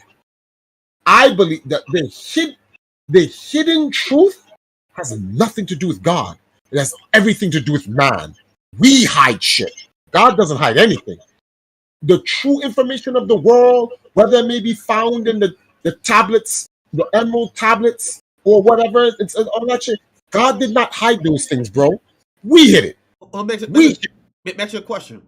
So what world secrets you trying to figure out? Like, no, I'm not. There are no real world secrets I'm trying to figure out. What I'm trying to focus on, I'm more trying to. Wait a minute. Give me a second. I'm trying to focus on what are the truths that the world totally knows. I need to know. I like I said, I'm trying to summarize this. Like, give me the epic of Gilgamesh. The epic of Gilgamesh is Noah and the Ark, right? That's it. I disagree with that too. But here's the thing. What are you disagreeing with? Are you disagreeing with the details in the story or the context of the story? Because for me, the context of the story is all that matters. The details in them are not as important, and here's why. I disagree with that too. Go ahead. Mankind is wicked in its own nature. We will never know the full truth. There's only one being in this universe that's ever going to tell us the truth. God. All right, next question. So, I'm asking a question. yeah. Well, Okay. I'm glad to say that. So, if the Most High doesn't deal with everybody in the world, but just one particular group, right? But that's not true. The Most High does deal with everyone in the world. I'll tell you hold on, watch this. Listen to what you're saying. The Most High doesn't deal with everyone in the world, but the Most High is responsible for. The Most High can kill and make alive, and all things that exist is from the Most High. So the Most High does deal with everyone in the world. No, that's his people. Who his people is? The Israelites. Those are the chosen. Okay, so why? So who's hold on? Just because we are his chosen people doesn't mean the others. All things in existence belong to God, even the things he damned and cursed. He's damned and cursed the Israelites, and those are his favorite people. All right, his chosen people. Now watch he has this. Damned us. He has cursed us, killed us. All right, watch this. And what we learned, right? We in the Bible. What we learned as Israelites. What we learned, we was trying to be like everybody else in the world. Hold on. And guess what happened? What? No. But see, that's what I'm trying to explain to you. It's irrelevant in the context of this. That has nothing to do with the message God has told his Israelites. Listen, I made these other people, but don't you worry about them. You guys are my special people. And because you're my special people, I need you to listen to the shit I'm telling you. Don't worry about the other shit that these other people is telling. That's irrelevant. Mind your business. That got nothing to do with you or whatever the case may be. I'm like, that's not for you. Leave me. For instance, the rules he's made for the animals, that's not for us. The rules he's made for the insects, that's not for us. The rules he's made for the fowls in the sky and all that, that's not for us. He's made rules for us. We need to focus on those rules, the rules he made for us. You know, our problem is we love not minding our motherfucking business. We love to be other people's stuff, and that's what God is upset about because we don't listen. Hold on, but the Most High said we have dominion over everything, every created thing that He created. And then what did we do? Hold on. What did we do to lose that dominion? What did we do to lose that dominion? Hold on. Why this? Right? Why this? Yeah. So you go in the Book of Leviticus. They tell you how to live, basically, right? So, for example, where do we learn? For example, people from New Orleans, right? Mm-hmm. Our number one diet, not me, but people live in Louisiana, like crawfish, crab, lobster, oysters. Where did we learn to eat that from? Where we get that from? All right, I'm going to answer your question with a rhetorical question. The rules for the Book of Leviticus, those rules were put down where before the book? God gave those laws before the book. It was just put in the book. Hold on. The Bible is not something God created and gave to us. The Bible is something man, No. Okay, so you're not understanding. Wait, come on. You're not understanding what I'm saying. So I'm gonna have to physically show you something. So I like conversations like this. Let's go. Here's an example. This is where I'm coming from, and I want to buy it. Let's act like this belongs to my wife. Don't start questioning me, right? We're gonna act like this. My little kitty, Hello Kitty, whatever the crap this is called, is a Bible. This did not exist before God's law. The law and commandments existed first. Hold on. tribe, What time, you and talking about? then, You hold on, talking and about then a physical book? that's what it says. That's what the Bible Oh, is. The Bible is a hold on. Bible is a book. Hold on. But That's all the Bible is. It's a book. all right, The all right. Bible itself, the physical book, did not exist before the Hold on. laws of God. Hold on. So you also got to know that there was tablets before there was books, right? I know. And before I watch this, and here's my point. Even to the tablets, the commandments and laws of God existed before even the tablets. No, that's not true These, either. That's not true either. the, That's not true okay, either. watch this. That's not true either. I'll put that right now. Right, okay. How did Abraham get his laws? Was it not directly from God? As example, right? So here's an example. Hold on. Why this? You didn't answer the question. You didn't answer the question, brother. The only way, but I'm gonna get to you. The only again, you got to think about this, right? There are certain laws that you got universal laws, right? One universal law is do not kill, do not steal. Yeah. That's a universal law. We're not talking about we're not talking about those laws. That's every example, every born thing has a universal law. Eat, survive, go to bed. You're right. I'm not. But we talk about hold on. We talk about you talking about certain dietary laws. You got dietary laws. You got laws of how you clean, laws how you bury, laws how you supposed to teach people, and how to right? There's a time when God spoke to man directly, and that's the point I'm trying to make. There was a time God spoke to us. And God did not. Hold on. The Most High told him to write it down. But the point, you just made my point. The laws existed, and he said, write them down so that you can take my laws and give it to them. My people. Yes. So my point was, law. Wait, hold on. So here's trying to get you to understand. You think you talk about oral tradition, or you talk about because when Moses got the laws, he had to write it down. Also, he didn't. It's not like I've been having these laws in my head for 25 years, and then I'm all of a sudden you're going to write it down. No, it's not how it was. No, I don't. One second. I don't mean to interrupt this. One second.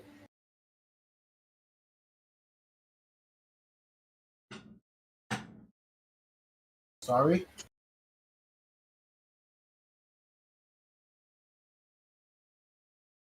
I like this. I like this conversation. One second. This is my friend talking to me about something else. Every single law we got, it had to be written down. It is not like it's like saying. And that's my point. One more bite. I'll give you. Hold on. I'm attacking my wife. You got universal laws that it's just birthed into you. Like you get hungry. You got laws of do not steal, kill. That's not the laws we talking about. Well, I'm talking about. I know. That's instilled in nature. You don't need somebody to tell you to do those things. The laws the law I'm talking about is an example, right? You think the laws, there's certain laws that everybody in the world gotta follow, like in the Bible, right? So the Bible will say you can't eat crawfish, crab, or lobster. Why? Because those things eat dead, decomposed animals. That wasn't just for the Israelites. That was just everybody. That was for everyone. I know. And the thing is, human beings at that time are not as intelligent as they. Well, I don't know. That could be questionable. But the point is this: God created those Leviticus laws, right? So people can learn them, right? People, Israelites, Israelites. No, it was for his Israelites, but people can learn them. There are people who are not Israelites who learn these laws of God who are better than the Israelites. Who? Gentiles. Gentiles don't follow that. No. Gentiles don't follow. Gentiles don't follow. Gentiles don't follow it. Context. Please name a Gentile. Gentiles globally as a group do not follow it, but there are Gentiles that do. Who? There's 8 billion people in the world, bro. I could be a Gentile. Hold on. So be a Gentile. For all I know, I may not have no bloodline trace back to Abraham whatsoever. I could be a Gentile. I could be. I don't know. Hold on. The Israelites. There was no Israelites before Abraham. By the way. No. Oh, well, no. Abraham led up to the Israelite. But the point is, I may not be from Abraham's line. I don't know. I'm not a scientific DNA. Blah blah. I don't even have Abraham's DNA to know this. I don't know.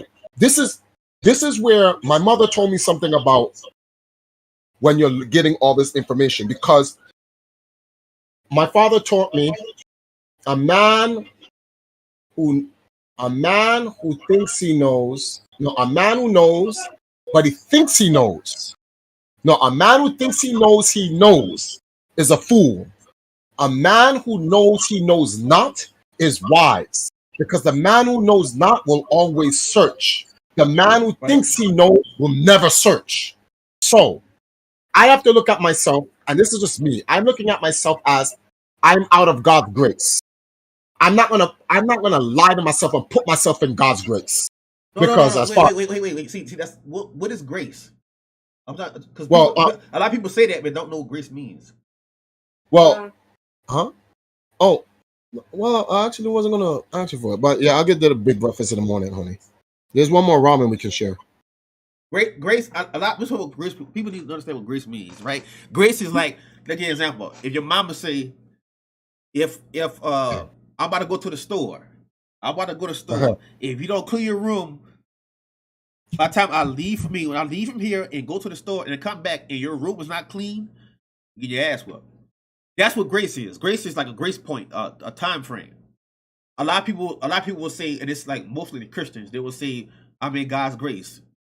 God, like people think, well, I have this time to do whatever I want, say whatever I want, and then when the Most High come back, boom, then I can change. No, grace period means you have a certain amount of time to get right with the Most High.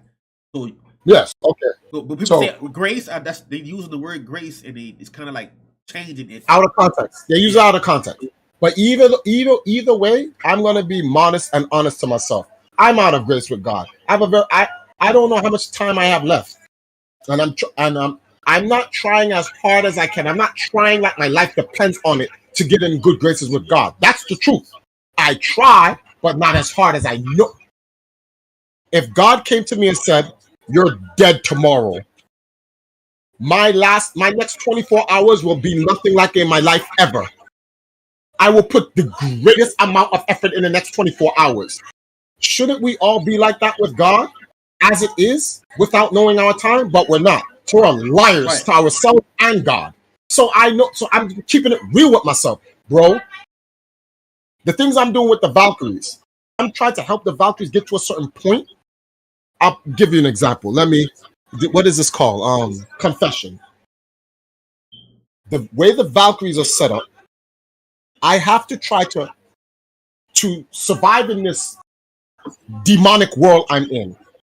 How do I market and sell the Valkyrie? Honey, can you close the door? 1 second.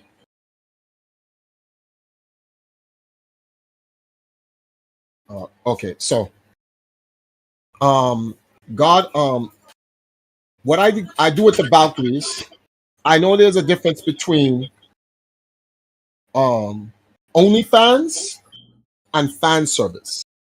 So here I justify. Let's just get this out of the way. It is wrong, period. My wife is not in fringes. She's in no long clothes, women's clothes with the clothes down to her ankles. She's too revealing, right? But I live in this heathenistic world, and I'm trying to make a way to get out of that where my wife can stop it. Some people say, why don't you just go get a job? But then those same people say, why don't I get a job? Wants me to do what? He's getting some sheets, I think. Those same people want me to produce the content I'm still producing, but I'm like, but how? So it's either two things.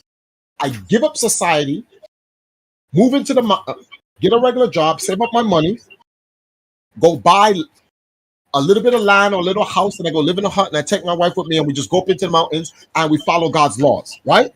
And that's it. And Truffles vanishes off the face of the earth, and no one knows where. And a lot of people Not a lot. That's not true. Very few people do that. I would like to do that after I leave a mark in the world.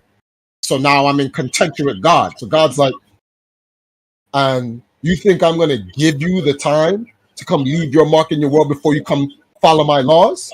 And then I beg God, but come on, God, look at the situation I was born in. Yeah, because your ancestors before you don't listen, so you curse. I'm trapped between a rock and a hard place. No, you ain't. You can just give up your earthly stuff and just follow me. Get rid of them video games, sell all that shit. If you sell everything, you'll make enough money. You can go. I gave you a wife, a new family. Go do all of that. And I'm like, but God, I want you. And there's a problem, Triforce. You want. I am telling you what to do, but you want. So I'm coveting against God of all the sins, the worst. It's like that's not even coveting to other people. I'm coveting to God Himself. So it's like, but then I look at the people God put in my life. The Hebrew people, I pass by and they say, God gives you a certain amount of time to get yourself right. God is not an unjust God. So now I'm thinking about it, I'm like, so God would give me time? Okay, let's judge it like this. God doesn't speak to us anymore, but He does communicate to us through actions. I'm going to do what I can with the time God gives me. And the people God puts in my life, the money God puts in my life, and the success I have in my life will determine whether or not I'm on the path. I have to also be careful. That could be Satan doing that. Because Satan got power in this world. He just don't have power over God. And he can't breathe life, but Satan can give you money. He can get you money. He can connect you to people. He can build you empires in this world. But so can God. God has men that He's given all this stuff to as well and taken away. Job is a prime example, right? So I have to be careful who it is. So my pact with God was this. Help me get to a position where I have wealth, not riches. I don't care about riches. Wealth, which means an abundance that I can take care of my family, my friends, and help people, especially God's people. And I will give up the games and everything. That's why I'm not really into games anymore. Triforce, play Zelda. Bro, my Nintendo love is dying every year. It's going down, bro. Well, we get to something, right? Huh? Let's realize something right quick, right? Right? Watch Yeah. So, example, you got rich folks, right? You got people who've been at the bottom to the top, right? Yeah. But the Most High made their path to where they struggle before getting to the riches, right? So, like, against that Cat Williams, right? Cat Williams was homeless. Now he's rich. His path was to always be a comedian, or was always to be a comedian, make everybody laugh. That's his purpose, to make people laugh. Not the way he do it or how he construct it. It determines if it's a bad thing or evil thing. For example, right? I know you from video games, right? And you saying like now the older you get, the love for video games, well, Nintendo, whatever, is going down. But your whole purpose might just be video games. No, video games will always be in my life. Video games will always be in my life. That's why even what I'm doing with the Valkyries still involves gaming. However, it is the path it takes for me to get through video games. I don't get the support. Reg, you, Black Dragon, Stated Average, Jarion, Trayan, and probably like 5 other people are the only people that consistently support the empire financially. I don't have this streaming thing where a bunch of people coming in, everyone's chiming in a couple of dollars here and there and blah, blah, blah to make what I'm doing more viable. That doesn't exist. That's gone eons ago. It doesn't exist anymore. Or if it even did ever exist, it doesn't exist anymore. So it's like God's keeping these people in my life because I'm trying to use. I wasn't even telling Dragon this. I said, I'm running on borrowed time. I need to get the Valkyries to a point where they don't have to model on bathing suits anymore. That they can make content in gaming without having to use sex appeal to create content. They can do television, acting, cosplay, hosting events, create their own apparel, their own merchandise, and they can sell and they can push. That only, I'm literally only being able to do that because you support me, a dragon and whatever. So If God takes you guys out of my life, bro, it's over. Like literally, all I do is just I would have to sell everything and just go get a regular job, and that's it. Triforce is gone. I'm off the map. Triforce, watch this, right? So you talk about Valkyries, right? So yeah, answer the question. The stuff you trying to do with them, like I know you're doing some of the stuff you're trying to do, right? But I'm doing all the stuff that I'm doing with them. There's just one part of the Valkyries that I don't actually like doing, and that's where people would say I'm exploiting the girls' sexuality. But I'm like, I'm not. Now why this? So is that the thing you don't like them doing? That makes the money, right? It makes the income come, right? More than for the most part. Yeah, so that's what I'm saying.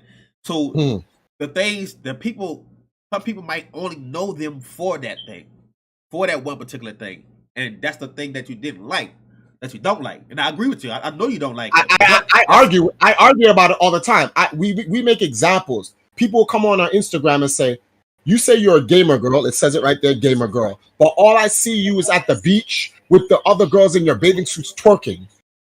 Why don't you put up gaming content? Okay, no problem.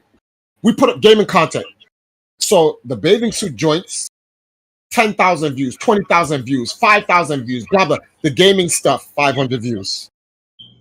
Zero comments. Because their portfolio of the things that they only be known for is doing it. No. No, watch this. I'm talking about for the audience that don't know. No. I know, but I'm saying like the people who just come pop up watching, they only know them for that particular thing. But no. But see, the thing is, we've taken years. I said, okay, two and a half years ago, I said we're gonna diversify the Valkyries portfolio. Not even that. Before that, we went on the live video game TV, right, in Jamaica. I said, we need to have a consistent amount of content in gaming from Empress Now. So this is what we'll do. I said, I got into an agreement. I don't want to get into details with the agreement with the live video game TV. They made Empress Now the TV show host, right? So now she's in television. No one can question whether or not she's a gamer because she's the host of an actual video game television show. She's playing video games on the show, and then she's streaming herself playing video games at her home. So the majority of her entire content is just games. Whether or not you want to talk about her, the quality of how good she is as a gamer is irrelevant. The point is that she plays video games, right? And she's a gamer. That is like 90% of the Valkyries, even till this day. 95. I was being nice. It's 95% of the Valkyries content consists of 95% of gaming, anime, cosplay, events, dancing, singing, and all that other stuff. 5% of the Valkyries content is Forever Summer stuff, which she's an actual model for a beachwear swimsuit company. They have an agreement. Don't want to give the details to the agreement. She creates promo videos of her at the beach, river, waterfall, tub, pool, boat with their swimsuit stuff. And she promotes them. She puts the logo up there so everyone knows to go to 876. She tags them the whole 9 yards. That's just 5% of what she does. But that 5% literally engulfs the other 95% of the stuff she does. No one cares. The majority of the audience don't care about the other stuff. They only care about the sexual appeal of her and her friends. They don't give a shit about her playing video games. Right. So I agree with that. But I'm saying your audience that brings in the money, That's what they want. They don't want. They don't want to look at the other stuff. No, I know this. I know we talk. We had conversation. I know what y'all yeah, doing. But I'm saying the audience, like the people that's there, 9 times out of 10 is yes. for to put money So to see so look, her in beta so suit. so look at the so look at the conundrum I'm in. Because at one point in time, before the Forever Summer stuff started, because the Forever Summer stuff was never there, it started afterwards. When we had a lot of people coming, when my wife streamed on my channel with me, people would come in, they would donate, they would support. We had the Discord, you had all the voices in there. Everyone's playing video games, talking. One second. Who's hailing me? Huh? Oh, Oh crap! Moses in the chat. I'm not even looking at him. Oh, sorry. Oh, Zamosa's in the chat. I'm gonna read your comments in a second, Zamosa. So the majority of the people that I had as a huge community would support me in what I'm doing. I told them, hey, listen, I want to help. Everyone was like, yo, Empress now should make her own video game channel. There was no Forever Summer. None of us was going to the beach or doing any of that. Just make our own channel in gaming. So we was like, okay. So I built a channel. She was laying in the bed. There was only one brand, Bed Lounge Gaming. And she would just play video games on the bed, and people would come in. I would play games with her. We played Tetris together. We played a bunch of different games. What was it? Minecraft, Dungeons. It was just me and her playing. There were no other girls involved or any of this stuff. People donated. Everything was good and whatnot. And then, well, nothing lasts forever. You can't expect people to donate forever or whatever the case may be. And I don't have an American job.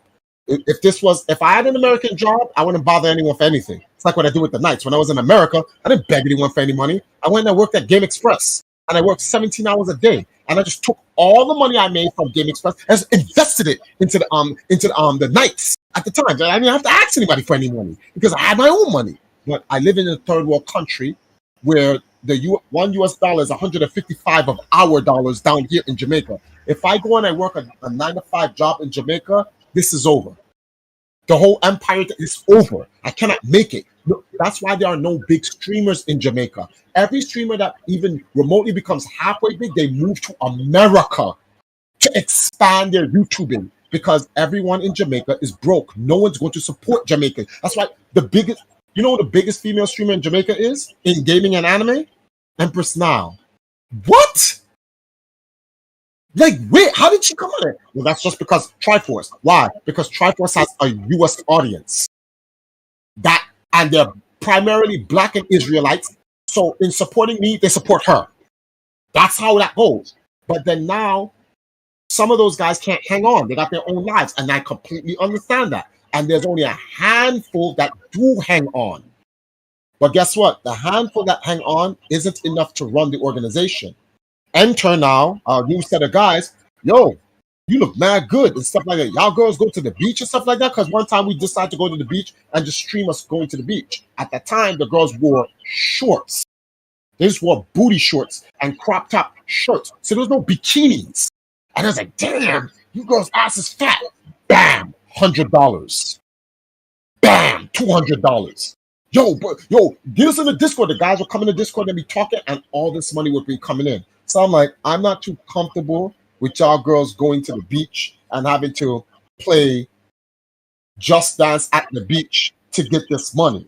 But we can use this money as seed money, capital, right? Because we lost our community that supported us. So this will be the replacement to support us, to help us get the Valkyries into television and get them into the industry so they don't really have to do this.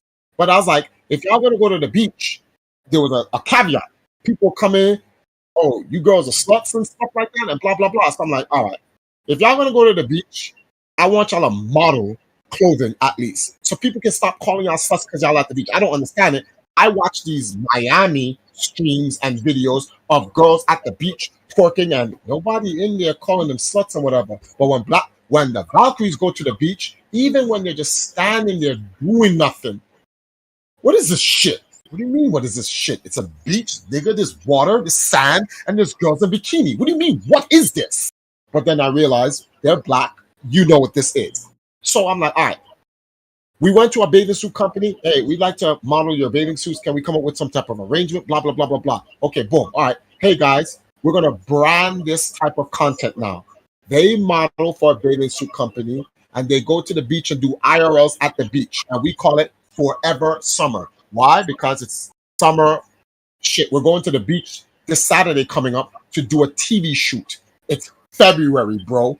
It's snowing in your country, bro. It's 90 degrees here in Jamaica, so it's always summer. So we're like, all right, cool. This will be good. When we're there, we're going to explain what Forever Summer is, so people can stop meshing the Valkyries with OnlyFans. They don't get nude. They don't do anything. Yeah, but they twerk. Nigga, people's been twerking before OnlyFans. Twerking, before the word twerk was even made, it was called TikTok wine, dirty wine in Jamaica like 30 years ago. And before that, it was called Mapuka in Africa 200 years ago. And it's been doing that forever. So it's like, this is not new. It's new to them, but not even that. All one needs to do is open up YouTube's browser and type in twerk, and you just see a bunch of white girls. And you'll be like, when did white girls own twerking? But you know how this culture appropriation is. When we do it, it's dog shit. They can steal it, repackage it, and then sell it back to us, and it's the greatest thing since sliced bread. We know how that works. So I do that, and I realize the only thing that's keeping the Valkyries afloat is the fan service. We just get enough to hold on to the overhead from guys like you, Dragon, and Stated, but we take that money and invest it into the Valkyries to do Forever Summer and Valkyrie fan stuff, and then the bulk of money comes in from the heathens, and then that pays for the television shoots for them to do to where they're in clothes and they can talk about them cosplaying and doing graphic design and the things that matter. So it's like, damn, you have to do some sin to get some level of good. But I know that this is not good in the eyes of God. God doesn't give a shit about none of that. That's my human justification. So I have a grace period to get out of this lifestyle. And I have to do it quickly because I don't know when God's coming. And I don't want to be caught lacking when the time comes. So that's the conundrum I'm in. So I have to try to find a way. If I had people who say, okay, I see, if someone came to me and says, all right, Triforce, what do you need to actually get the Valkyries going minus Forever Summer? X, Y, and Z. Here, Forever Summer's done. Let's cut it out. Dead it. Yeah, let's move on to. But that's hard to do, though. That's hard to get. That's hard to come by. See, because our people are a piece of shit. See, the Jewish Israelis, the Chinese, the Japanese, the Europeans, the Ukrainians, the Russians, the Germans, the Italians, the French, the Spaniards, everyone but us would do that for their people. We nor them will do that for us. So, and this is the curse we're in. So we have to find our way out. And that's the conundrum. And I don't like it because it's like, damn, God, but I don't want to do this. I kind of want to get out of it. But it's like, well, that's the curse, bro. So it's like, I just got to find a way. But hold on. Zamosa's in the chat and he wrote a bunch of stuff. I just want to get that off my chest. So before I read the comments for you, oh, wow, Jaden's in there too. What the hell? So Zamosa says, hey, Triforce, that sounds contradictory. You can't make their names through sex appeal, only for them to abandon sex appeal. Every fan or person they have captured, the attention will leave the second they stop. Right. Not necessarily. So like, okay, so when I say stop Forever Summer, it doesn't mean like the girls can't be sexy. It's the way I do it will be greatly diminished. There's no need for remember, Forever Summer used to be where the girls went to the beach in shorts. Now they're in bikinis. I can still keep the Forever Summer brand running and just say, all right, look, the bikinis are a little bit too much. Let's get y'all back in some shorts where y'all feel a little bit more comfortable. And the girls can go back in shorts. And then there'll be no twerking. The people who would leave us, that's fine. We're already in the industry. So now we have a newer audience. It's like, let me get an example. Who started off in fan service content and then came out of it and was golden. Not too many people. Not too many people. Well, the people, there's people who do it. I just don't know the necessary names. I'm like that. But those who have it, they're back. The only reason why they came out of it is because someone comes and backs them. Here's an example. Look at Pokemon, right? Look at Pokemon's original content to what Pokemon is now. It's nothing the same. But her fan base is still with her because Pokemon has evolved. Pokemon 10 years ago is not Pokemon today. It's a different person. Her contract with Twitch is up, she's out. She's doing her own thing. She has her own channel. Prime example. Tucker Carlson on Fox News isn't Tucker Carlson now. Different person. He has expanded and he's become, and actually with this interview with Putin, he's gonna get the Pugilist Award, whatever you call that or whatever. Hold on, let me read this stuff. Zamosa saying, you don't go to McDonald's for fresh food. So you're not going to go to creators that use primarily sex appeal for things that aren't related to that, generally speaking. What about Shenencia? Give me some context on the Shenencia, Zamosa. Then he goes, I don't know what he talking about. He said, dog, I'm not about to wait and listen for you to get right. Who he talking to you? He's talking to me. At my response. What are you saying? Don't go live next time if you don't want an open engagement. All right, first of all, relax. Yeah, I sent you the link we were on. It's a podcast of us talking. We didn't even know you were even talking, bro. Like I didn't. I was in a Discord watching Red. I didn't even look at the comments till you said some exactly. But that's bro, my fault, dude. I should look at the comments. I'm looking at something totally different on the screen right here. If you don't want to wait, bro, you ain't gotta even be here. You can say fuck you, Trifles, and just like unsubscribe and leave. You can just do that, bro. It's not even that serious. I'm reading your comments, and that's the problem. No, that's not the problem, bro. I'm like, you have a choice. I'm like, I'm trying to give context to what I was saying. Wait. We say this too. Like, you got top streamers, right? Mm-hmm. With 100,000 people in there. They don't give a fuck about their comments. When you do that sub train, they'll say, "Oh yeah, thank you for the sub train," and they continue what they're doing. And they don't read the comments. Yeah, but the thing is, you can't like. If you were, you're not a top streamer though. That's hypocrisy. No. That's a double standard hypocrisy. Then. Yeah, that's the point. That's the point we're making. You're complaining that we didn't. We're talk moot point. You have plenty of time to look at what someone is saying when no one is here. But let me say this. But we don't make a podcast about the comments. Make the podcast about the topics, and then when people comment, y'all commenting about the topic we're talking about. The only reason why I even knew you were in the room, Zamosa, is because when after stop looking at my game in front of me, I looked and I saw Discord glowing. So I was like, who's messaging me? And when I clicked it, he was like, I'm in the chat. And I'm like, oh shit. And I said, oh, Zamosa's in the chat. That's why I went in the chat. And then I was in the middle of something. So I want to finish what I said so that I can address you. If you're talking about, yo, bro, I'm not about to sit here. But bro, the podcast is, you're not on the podcast. Yeah. Like, bro, you're talking about, you're not going to sit there like, come on, man. That's the point of going live. Just call him on Discord. Just call him on Discord. Now watch this. Trafford, watch this.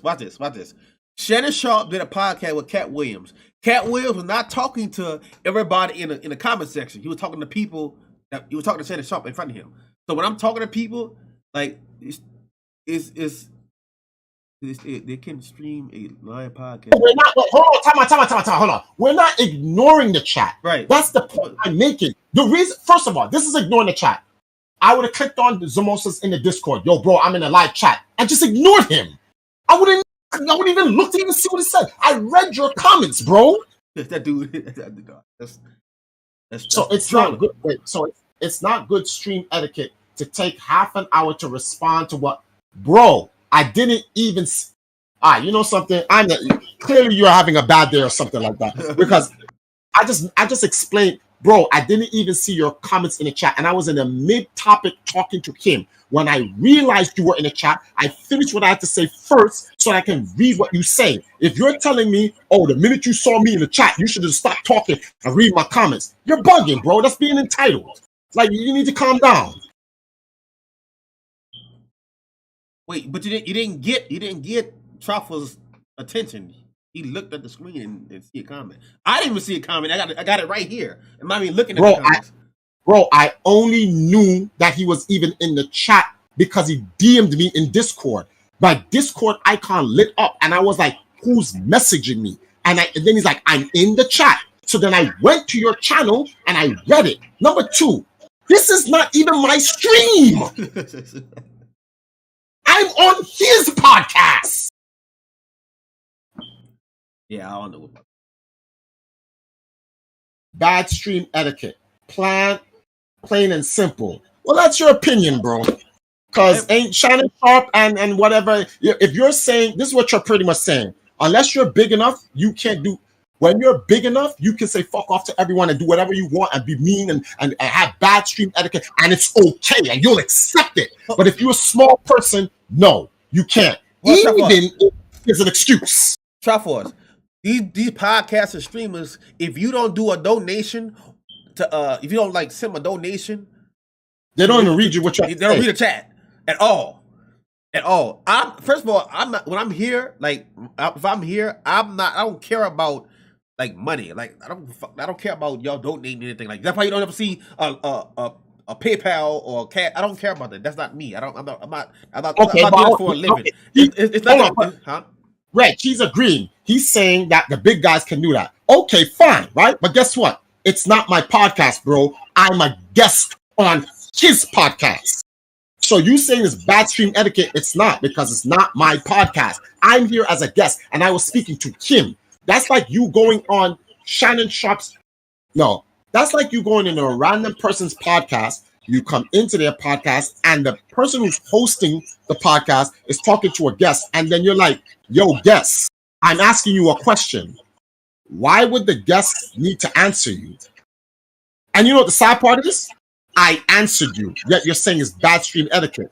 I don't, in this particular situation, I could say fuck up the most. I don't need to answer you. I'm a guest on the show. The only person I need to answer is Reg. Hold on, look, but I answered you. He said nobody was talking in here before I came here. You had Keysan and King Jagged. So what are you talking about? They was literally talking before you did something. Well, sir, that's why you only have 8 viewers. Hold on. You didn't wait, come on. See, all right. Wait. Listen to this. Let me tell you something. I'm trying to tell you something. My living, my views or what I'm saying, I don't care about the views or money or anything. I work for a living. I work 50 hours a week. He's a working man, bro. I don't care about views and who watches, who don't. I don't care about that. I'm doing it because I like doing it. I do it for fun. The streamers you watch, trust me, if you ain't donating, they ain't streaming. If they ain't put no money to this stuff, you ain't streaming.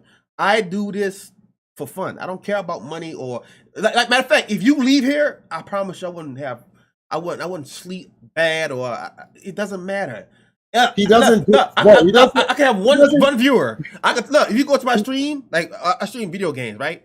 I have 0 views. I still will talk. I still will play the game. I will still have fun. It doesn't matter about views. Like this is not about. This is not. Matter of fact, I don't make no money off this. To be honest with you, I don't make no money off this at all. No view on here I make. None. I work for a living. I do construction. I'm a equipment operator. I work 50 hours a week. I provide for my family. I don't care about views. I don't care about like the comments you saying. I don't care. I go to sleep. I forget about it. So I mean, you talking about only get 8 viewers? Well, you can make it 7. You can leave, and it doesn't hurt me. Oh, this shit is crazy. It doesn't hurt me. It's almost like you're wilding right now, bro. You're wilding over something like we didn't even. This is crazy, bro. See now he's making it about him, and I don't even know him. I know he know you. And he came to he came to like the podcast previously before. But before we started the podcast, I took the link and I spammed it to everybody that I personally knew that I thought might find interest in it, and then I went to the Discord room with you so that I can see myself live, and then over here I'm playing a game. I didn't even know Jagan was even in the room. It's only because he messaged me and said I'm in the chat. That's when I turned in and I was like, oh, Moses in the chat. I literally even said I acknowledged him in the chat, and then I said, okay, let me finish what I have to say real quick so that we can read this comment, because I was in mid thought of something and I was trying to get that out there. Then I read and I was trying to catch up to him, explaining everything about the Valkyries, and then all of a sudden you take a piss on us. Watch this, right? Zemosa, like Zemosa said, not we're bad. Wait, he says no, we're not. But they do just like everyone else. Why should we worship the ground they walk on? We never asked you to do anything. We didn't ask you to view it. Like I don't care. Like why? Let me tell you what I do this podcast for. Because I know I have Israelite brothers that ask me why you don't do the podcast. Triforce, matter of fact, I wouldn't even do a fucking podcast if Triforce didn't hit me up and say do a podcast. I don't really care about it. Like, so this is what y'all need to understand is when I do a podcast, when I play a stream, it's therapeutic for me. When I talk to Triforce, it's therapeutic. I talk to Triforce, but to be sane, to just conversation with him. Triforce be the one that tell me, oh, we get on the podcast this weekend. I'll be like, yeah, and then the last minute I don't feel like doing it. It doesn't like this. Which like, is, it doesn't. I can stop podcasting, stop streaming, whatever, and do video games. I'll be straight. Now I'm confused. He says I wasn't talking to you, Zemosa. Who are you talking to, Reg or me? Because now I'm all confused. You say, okay, then get to the call right now if you're gonna read it. Versatile Rez, I wasn't talking to you there. Read the chat. No, hold on. You were talking to me because you said you only got 8 views. So that's you bringing me into it. That's what you literally said. Well, that's why you got 8 views. This is my podcast. You know what it is? You know what it is? It makes no sense. He may have thought that this was my podcast. I don't know how. It doesn't say Empire Arcadia on it. I responded to what Hate said. No. He said you. That's why you only got 8 viewers. Is that what you said? You talking about me? What are you talking about? Oh man! Trust me. Triforce don't have 8 viewers. Triforce have more viewers than me. So why you say 8 viewers? Because you were talking about who's currently watching now. This is my I don't even say it's my podcast. I say it's me and Triforce. Triforce would say it's mine, but I say it's me and Triforce because Triforce a part. I don't like he wants to get in the call. Maybe it's because he's trying to type, so he can't really. We're talking faster than he can type. So would you like him to come in the call so he can explain himself? I mean, it's up to you. It don't matter to me. I don't. No, I would like him to get the floor. It would only be fair. Maybe there's a misunderstanding here. Yeah, I want to listen to this. Hold on. How do I get him in here? Oh, wait. I got to invite him to the server. Invite. I sent you the invite.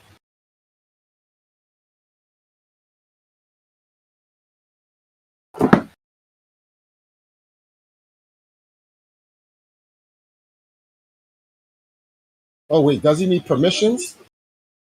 You should see 9th commandment. The foolishness.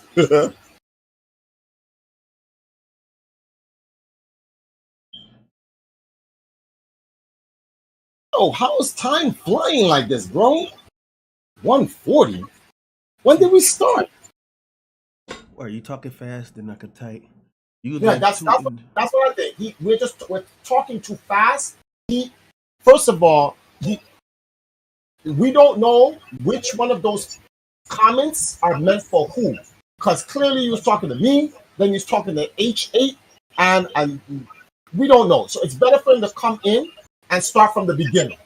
And then we can get the context of what he means, and then we can get a better understanding. He's in your Discord, but I think he needs permission to come into the 9th podcast room. Huh? Because it should be open. It says check your permissions. Maybe he needs a thing because it shows him in your. Oh, there you go. No, I'm here. All right. Okay. Start from the beginning. Start from the beginning. I was going to clarify some shit, right? Okay, so when I said you only have 8 viewers, I was talking to you, Versatile. All right, but it was a different response. All right, when I said that we don't have to worship the ground they walk on, I was referring to H8 Tavia, whatever that guy's name was. Oh, okay. Y'all were missing that part, right? And creating a false situation where like you thought I was talking about you. Like, no, in that situation I was talking to him, right? That's my whole point here. Because you're not reading the whole entire chat, so you're getting half the context. Well, and trying to paint me in a picture with half the fucking context, with half of what I mean. So let me say something, right? So if you go to past podcasts I did, we didn't, maybe an hour straight didn't read the comments. It just when we talk, when we talk, we don't talk to the chat. When I talk to Triforce, I'm talking to Triforce. Because I'm learning, like the Triforce was talking about, the stuff with the Valkyrie and stuff, like I'm listening to him. I'm not even looking, like when I engage somebody, I'm engaged one-on-one. So I'm looking at Triforce. I'm not looking in the comments. Now, if I do read a comment, but like, hold on, Triforce. So they say something in the comments, and he do it sometimes too. Look, let's read the comment and then we'll do it. It's nothing personal with, like, we care about the viewers we watching, but we speaking. When I talk to somebody, I don't look at it as me live stream. I'm looking at me having a real experience with Triforce. So I mean, like I said, like when you watch Shannon Sharp podcast, he's talking to Monique. He talked to Cat Williams. He don't care about people in the comments because he engaging the person he talk to. That what makes it more barbershoppy. Like this is like a barbershop best friend. This venting case. It's like this Ninth Commandment podcast is to vent, is to help people out. It's not that's not necessarily like a fan service or a community-driven thing. It's not about being a community to me with this Ninth Commandment podcast. Either you're here or you don't. And it's not for everybody. You know what I'm saying? All right, I got you. But here's my question, right? Why go live? Why would you open your two-way AB conversation to a public forum if you're not going to pay attention to said public forum? No, let me answer that. So, all right. Initially, the podcast was made, as he stated, he has a community of Israelites all over the world that literally would come. He has a channel made for this. We'll do a podcast live for anyone who wants to watch it live when it happens, and then he archives it and puts it in as an episode on that YouTube channel, separate from this channel. It's not even on Versatile Reds. It's like literally a place for the Ninth podcast, and they go in there and they watch it, and it's not even live, and they can leave comments or whatever. We did this because it's a part of our culture that we want, where we can come to each other and talk about the purpose of the reason why it's called the Ninth podcast is to tell the truth on the Sabbath, right? What's going on in our life? What's going on in the world? What are God's laws and his commandments? How can we follow them the best? So it's learning, and it's like two brothers coming together to try to learn as much as good. That's why we was having a debate between the Emerald tablets, the Sumerian tablets, the Epic of Gilgamesh versus the Bible, and whatever. We're just bringing information together so that we can learn. It's not necessarily for people to actually jump in. Now, all right, well, you can record. You could just record your conversation instead of going on a live stream. This is true. But you can't tell somebody how do you want it. This is not your podcast. Hold on. I'm not. I'm giving you a suggestion. You don't have to do what I'm telling you. I'm saying it's bad stream etiquette either way. Okay, well, so why are you making it personal with you? I'm making a comment about it being bad stream etiquette. Look, you could have banned me right then and there, not even giving me a chance to come on here and explain myself. Stop for a second. Oh boy, okay. Now we're going into semantics. We could just record it, but we also could live stream it. Neither way, there is no wrong. What's the point of live streaming if you're not going to pay attention to the public forum that you're opening your conversation out to? Listen, Triforce. Go ahead. See, Zemos is not allowed to speak. Zemos is not allowed to speak. Yeah, I know. Allow me to answer that. He asked a question. Let me answer that. But here's where you're wrong. You said, how are you going to live stream but you don't pay attention to the chat? Now, to the public forum that you're opening a conversation out to. now watch this. Big platform Watch don't this. do that either. But you don't No, complain to them. no. What the No, fuck? no. Because Wait, you're no, not thin. You're small, bro. Sorry, that's the truth. Listen, I don't care. Listen. Let me tell you about big streamers. Let me tell you about big streamers. Hold on. Listen. Skipping the reality. Let me tell you why big streamers have a pass. Listen, I don't care about like your opinion. This is what But- I do. This means But let me tell you why big streamers. I'm You just explaining to you additive. I don't make why no big sense. streamers have a pass. I don't Here's why make big no streamers have a sense. pass. I don't So make the no reason sense. why and big Red. streamer. Guys, can y'all pause for a second? This is Hey. where the ego is. The ego is taking over. A question was asked, and there is a simple answer, right? You said we don't pay. He said we don't pay attention to the stream, but that's not true. Do you know why? Because we're fucking talking to you right now. If we did Because not the sheer fact that I have to message you to get your attention is bad stream etiquette. If I didn't do that, you would still wouldn't see shit. You still wouldn't see shit. No. That's not true. Hold on, that's not. I don't know you. I don't know. Like I don't know you. Reg, Like wait, I don't. Hold on, Reg. He's talking about me. That's not true. So here's the issue. There's two things running at the same time that you are mixing together. One, Reg is running a podcast. Hold on, time out. Entitled. You don't know me. Wait. Let me compartmentalize it so we can fully understand first before people comment afterwards. It is Reg's podcast, and he does not have to read the stream or bad stream etiquette. You're saying that I have bad stream etiquette because I went live and didn't pay attention to the chat. Now, there's two problems with that. One, it's not my stream. I did not go live to ignore the chat. Two, when I realized you were in the chat, I came to your attention on someone else's podcast. So there is no bad stream etiquette at all. What if Red said, Triforce, in this podcast, it's just me and you talking. I don't want you talking to anyone in the chat. Let's say he said that before the stream and you message me, I'd have to ignore you. But it's not bad stream etiquette. You know why? Because it's his podcast and he asked me to not look at the chat. So I would have to ignore you. But I didn't. I saw your message and then I came on. So I didn't have bad stream etiquette. Once I realized you were in the chat, I came in and I spoke to you. Then you said, hold on. You guys are rushing me down with the talk and I can't understand what you said. Guess what we did? Yeah, I said I'm not going to wait 30 minutes for you to get done with your rant for you to respond to what I said, bro. Just leave. What the? Just leave. Because I felt like saying it. But that a problem? Zamosa. So hold on. Before we get into that, but Zamosa, here's the thing. I realized you were in the chat in the middle of my conversation with him. This is what you're asking me to do. Travis, I don't give a fuck what you're talking about or what you're in the middle of. Once you saw my chat and said, I'm in the chat room, stop fucking talking and pay attention to me. You're a bad audience member. The whole point of live stream is engagement. You have 8 viewers. Do you not want more engagement to grow your shit? Yes. Did we not engage? Hold on. Did we not engage with you? Did I not engage with you? What did I say in the chat? I said to everyone. You engaged with about half of it and read like half of what I said and got half the context. But hold on. Let me go on what I really came to do. Right. Let me explain the versatile why the bigger streamers get a pass for this. Right. Listen, when the bigger streamers and they podcast, I know this. So why are you explaining to me? I know this. No. When they podcast, right, their chat goes so fast they can't physically keep track of it. They get a pass because they can't physically see what everyone is saying. There is nobody in your chat talking. Kisan and Jake and said what they shit and they dipped and they didn't say shit else. Right? Hold on. I come in here asking actual relevant questions to the conversation, and it takes me like 30 minutes. 30 minutes to get responded to. Hold on. You got nobody in here. Hold on. Is there a button you could press to make the chat slow mo? Yes or no? Yeah, they can. Yes. Okay. Most platforms, it's yes. fucking irrelevant. So what the fuck are you talking about? You're making this shit. You're making even this with shit even with slow mode, if you have enough viewers, the chat's still gonna go by pretty fast. But you still can read it. That's why it's called slow mode. You can still read it.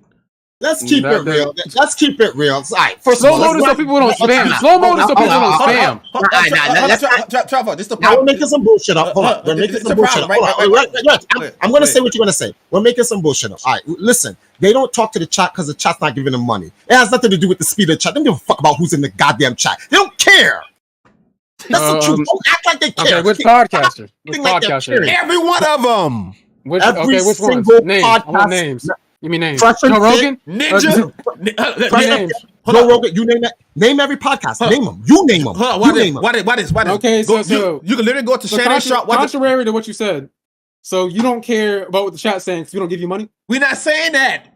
We didn't say that. We I'm care. not You're a giving- podcast like everybody else. No, You're a podcast like everybody else, right? Wait, Reg, we care. We care because you're talking. You're in here talking with us. Guess what? Yeah, because I'm giving you engagement. I'm probably giving you the... No. You're I'm missing. giving y'all the latest stream you've had ever. I'm giving y'all the latest stream That's cap. this year, That's last cap. year, No, the start of this year, last year, bro. That's cap. No, stop. So no, hold on. Yeah, I bet I am. I bet you I am. I go to the balls and I bet you I am. I don't even know you. So what are you talking about? Zamosa, you are capping hard. Zamosa, the only reason why you're in here talking with us is because I view you as a friend. That's it. Don't overstep your boundary. It has nothing to do with you or what you're talking about. It's because you're a friend. If this was solely up to Reg would have said, delete, remove this nigga from my chat. Anyway, Trifles, what were you saying? That's the reality. And you know why? Because he makes 100,000 blah, blah, blah a year. He doesn't give a fuck about this. You keep thinking this is my stream. It's not my stream, bro. Now watch this. It is. Watch this, Triforce. I had Hip Hop Gamer, I had Triforce, and I had Sophia Stewart. Go see what Sophia Stewart, the podcast she was on, and television she was on. She was on big millionaire podcast. It's about people who make millions of dollars off a podcast. Actually, that was your biggest podcast. That was your biggest podcast, Reg. Yeah, Sophia Stewart was your biggest podcast because if me and Sophia Stewart got into I don't want to say a fight. I was trying to hold back not to fight a sister online, but that was the biggest. The Israelites came in the room and they were telling her, chill. That's the biggest podcast. But the point is this: Reg didn't make the pot. He didn't bring her on for that. He doesn't give a shit about the engagement. He didn't bring her on for that. So like you see, the problem is that you keep comparing yourself to niggas who you aren't, right? The rules are different for bigger niggas. They just are. I'm sorry. Okay, that's fine. Not the rules. I misspoke. Hold on. Not the rules. The etiquette. I'll say that. Because when you have your own shit, you can have your own rules. Hold on. Watch this. I had Sophia Stewart. She was on Roland, what's his name? She was on big news sites and Roland Martin. Yeah, Roland Martin. Big podcast. I'm talking about big podcast. Over millions of views. They make millions of dollars, thousands of dollars. I'm nobody. I got 379 subscribers I had on my podcast. So it's not about she was on CNN, like Rob said, she was on CNN. I'm 279 subscribers. She was on billions and millions of subscribers podcast. I'm nobody compared to these dudes. But yet she's on my podcast. Guess what? It's another thing. I could call her on the phone right now. Like literally call her on the phone right now. And she'll say, Reginald, how you doing? Like she's on my full name. And we can have a conversation like we best friends. That's what you don't know. It's not about. What's that have to do with stream etiquette, though? What's that have to do with noticing someone in your chat when there's nobody else talking? But here's what I'm trying to explain to you. Because this podcast is not about who comes in the comment. The podcast is about me and Triforce venting. So when people watch it, that's the problem. They can take from it and live their life better. It has nothing to do with. It's not like if I'm streaming, like if I'm streaming video games, Call of Duty. I'm looking at my chat. I'm talking my chat all the time. There's a mix up. Cool. That's cool. But that goes back to my original question. Hold on. Right? There's a mix up between something. No. There's a mix up between something. So, because remember, Reginald's not the one who sent you the link. I sent you the link, right? Mm-hmm. So he owes no stream etiquette, and it's his podcast. However, you came in when I was talking about the Valkyries, and you had a contention in what I was talking about in terms of alienating the viewers that I started up with regarding the fan service. Let's talk about that, because that's actually my other point. Yeah, okay, go ahead. Sure. That's the actual relevance of this. This other shit, big dick swinging contest, nonsense, that doesn't exist here because he doesn't build a podcast for that. That's the reality. He didn't build a podcast. So let's talk about that, because I'm intrigued in what you said regarding the Valkyries. Why would I start off the Valkyries with fan service and then get rid of my audience the minute I make it? Number one, is it fair for me to characterize the question that way? before I go to the answer? Yeah, sure. Okay. Number one, the Valkyries. The Valkyries, I don't want to say restarted. The Jamaica chapter of the Valkyries started with Nile in 2016. Valkyrie Robin has been running the Valkyries since I lost the Ark in America back in 2013. So she literally carried the Valkyries from 2013, 14, 15, 16. And I don't even count 16 because that was Nile's first year and she was just getting into YouTube. So it's really 17. Oh yeah, it definitely was 17 because Robin came over to Black Pauldron's house and did the Super Mario Brothers sleepover party with all the other Valkyries, Kalia, and the rest of them. So Robin ran the Valkyries for 5 years. 2017 and 2018, there was no Forever Summer. Everything we was doing was with the live video game TV and just straight video games and going and doing events out in the open and whatever. So now built an audience based on that from my channel because remember, I was dual streaming. In 2019, when I was going to Africa, I decided I need to get all the people who come on my channel, the 50, 60 people who want to hear me rant about Dragon Ball, to get them over to Nile's channel to watch her play video games and chill with me.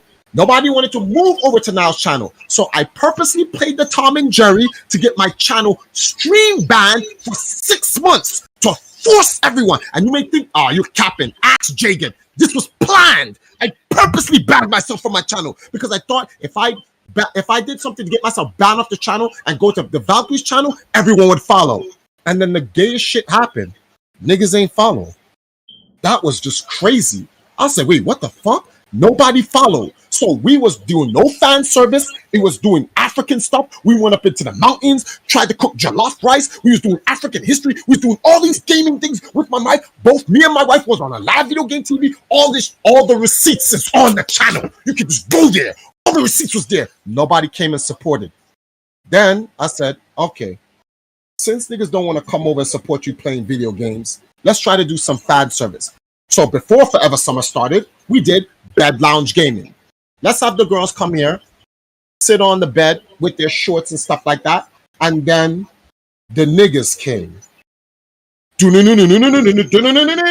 Blah, blah, blah, donated. Hey, Hasari, here's $100. No, here's $90. You can give the other 10 to the rest of the Valkyries. $200, $50. And I'm like, and in my mind, I'm like, this is some bitch ass shit right now. Like, niggas didn't even want to support the G when we are out here talking about video games. Niggas just want to fuck with the bitches. That's it. To the point where niggas want to fly down to Jamaica to fuck Valkyries, keeping $1 billion. And that's what niggas did. Niggas, oh, I'll come down, I'll support this, I'll put in this money as long as I get these cheeks. And I'm like, oh, okay, so niggas want to try to whore out the Valkyries. You're Triforce, you pimping. I ain't trying to pimp nothing, my nigga. You try your own luck with the girls. I would not recommend it, my nigga. But niggas didn't listen. So niggas came down, who got cheeks, and who wanted to spend money, who wanted to simp. I told niggas, stop giving these girls money directly. Give me the money. I will take the money and I will break the money down into portions, give each girl so that they can have something for themselves, and then invest the rest of the money in building a brand. But no, niggas was like, no, but I'm saying I'm trying to beat. So I like, nigga, then I was like, okay, so if this is what bitch ass niggas is about, let's give them the fan service then. Let's go to Forever Summer. You think it's gonna work? Well, we could just do one beach thing and let's see what happens. Live Video Game TV did the first Forever Summer video. Me now went to the beach. The shit's on the live video game. Hello. Sorry, mommy. Hold on.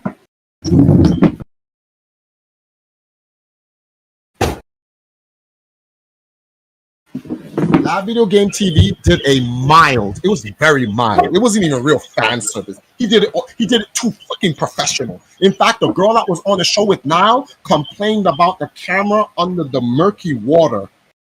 Oh, it saw my ass. I was like, I'm looking at it. I'm like, it's green. I can't see shit. It's a camera underwater. What? First of all right, you know something? Let me keep my comments to myself. Time out. I was about to fuck me up. So anyway, we was like, you could have seen her. The chick literally contacted YouTube and struck the video. This enraged Wayne. Wayne was like, what the fuck? And he was just mad. So he went back, edited. At the time when you have YouTube edit, he had to put blur over blur.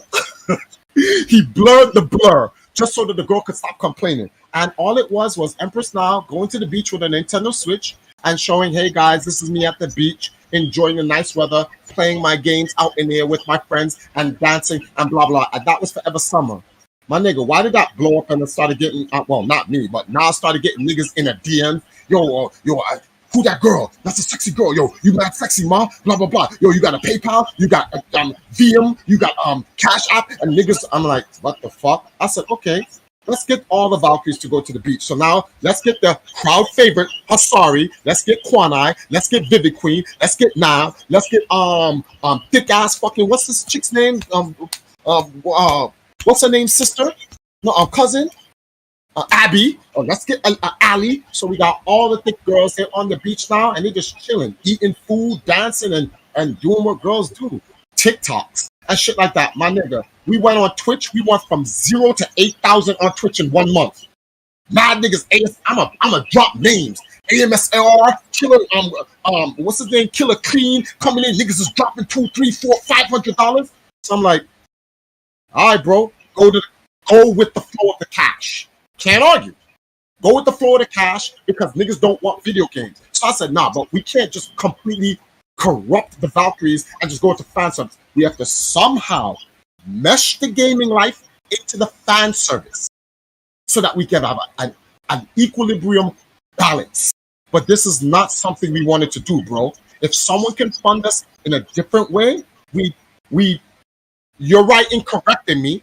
I wouldn't cut it off, but I would drastically reduce it because it's not what we want to do. We want the girls to be engaged.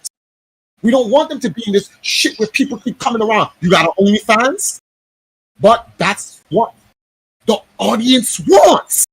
So we have to get them as close to OnlyFans as possible without it being OnlyFans. But then even when we do it, niggas said, it's bullshit. Rion came over on my stream earlier today. He's like, yo, Triforce, have you seen transparent try-on halls? Some random mid-Asian chick with a bunch of makeup on her face, fake ass titties, the shit's clearly silicone, wearing a see-through shirt, nipples and everything, you can see it, and millions of views. White girls twerking, millions of views. It's all straight debauchery shit. It's not soft porn. No, it's not fan service. It's actually soft porn. But the Valkyries do fan service. You girls are whores. You got OnlyFans? 0 people watching. Like, this shit is bullshit. It's hypocrisy. And you know why this happens like this way? To keep it real. Because niggas ain't shit. Black niggas don't support black people. All them Asian people online doing twerk videos, transparent shit, and all that other shit that they're doing, their people support them. That's why they can do it and get away with it. And you don't go in your comments and see a bunch of negative shit. You whores, you this or you that, you gooks, chinks, bliss, that. No, you don't see none of that, bro. You just see, oh my God, you made my day better. Check your DM, check your PayPal, check your Cash App. The Valkyries come on. Oh, yo, Triforce pimping y'all sluts, whores, OnlyFans, all this other shit. What am I supposed to do, Zamosa? Tell me. You have the floor. Wait, what? Oh my God. All right. I was typing in the comments, bro. I was trying to listen to like a lot of that, but see, but you want us. I'll be honest, I kind of missed the point. Listen. You want us to engage with the audience, but you didn't hear nothing he said. Nah, because it was 20 minutes and it was full of like a bunch of fluff. All right. That wasn't the point. You asked a question about me alienating my fans. But I'm telling you, I didn't ask a question. I just stated my opinion about it, by the way. But the fan base You're free to respond, yes. The fan base of the Valkyries was never fan service shit. That was not the original fan base. Oh, so what's Fan Service Fridays then? That came in afterwards, Zamosa. Well, it never was, but it is. Hey, well, while it is, you're still gonna have to. I'm trying to figure out, like, why you care, like. No. Hold on. No, he has a reason to care. He used to be a big time supporter. Saying, like, it just. No, hold on. He used to be a big time supporter. Yeah, I understand that, but he don't do that for me. He might do something for you, but for me, like. Read the chat. You can't. You'll see why I'm here. Read the chat. I've been talking. Hold on. You came here Like I see you on my podcast many times, but you want to take this one podcast that we do and start bitching. Oh man. Yeah, I just started bitching out of nowhere. Yeah.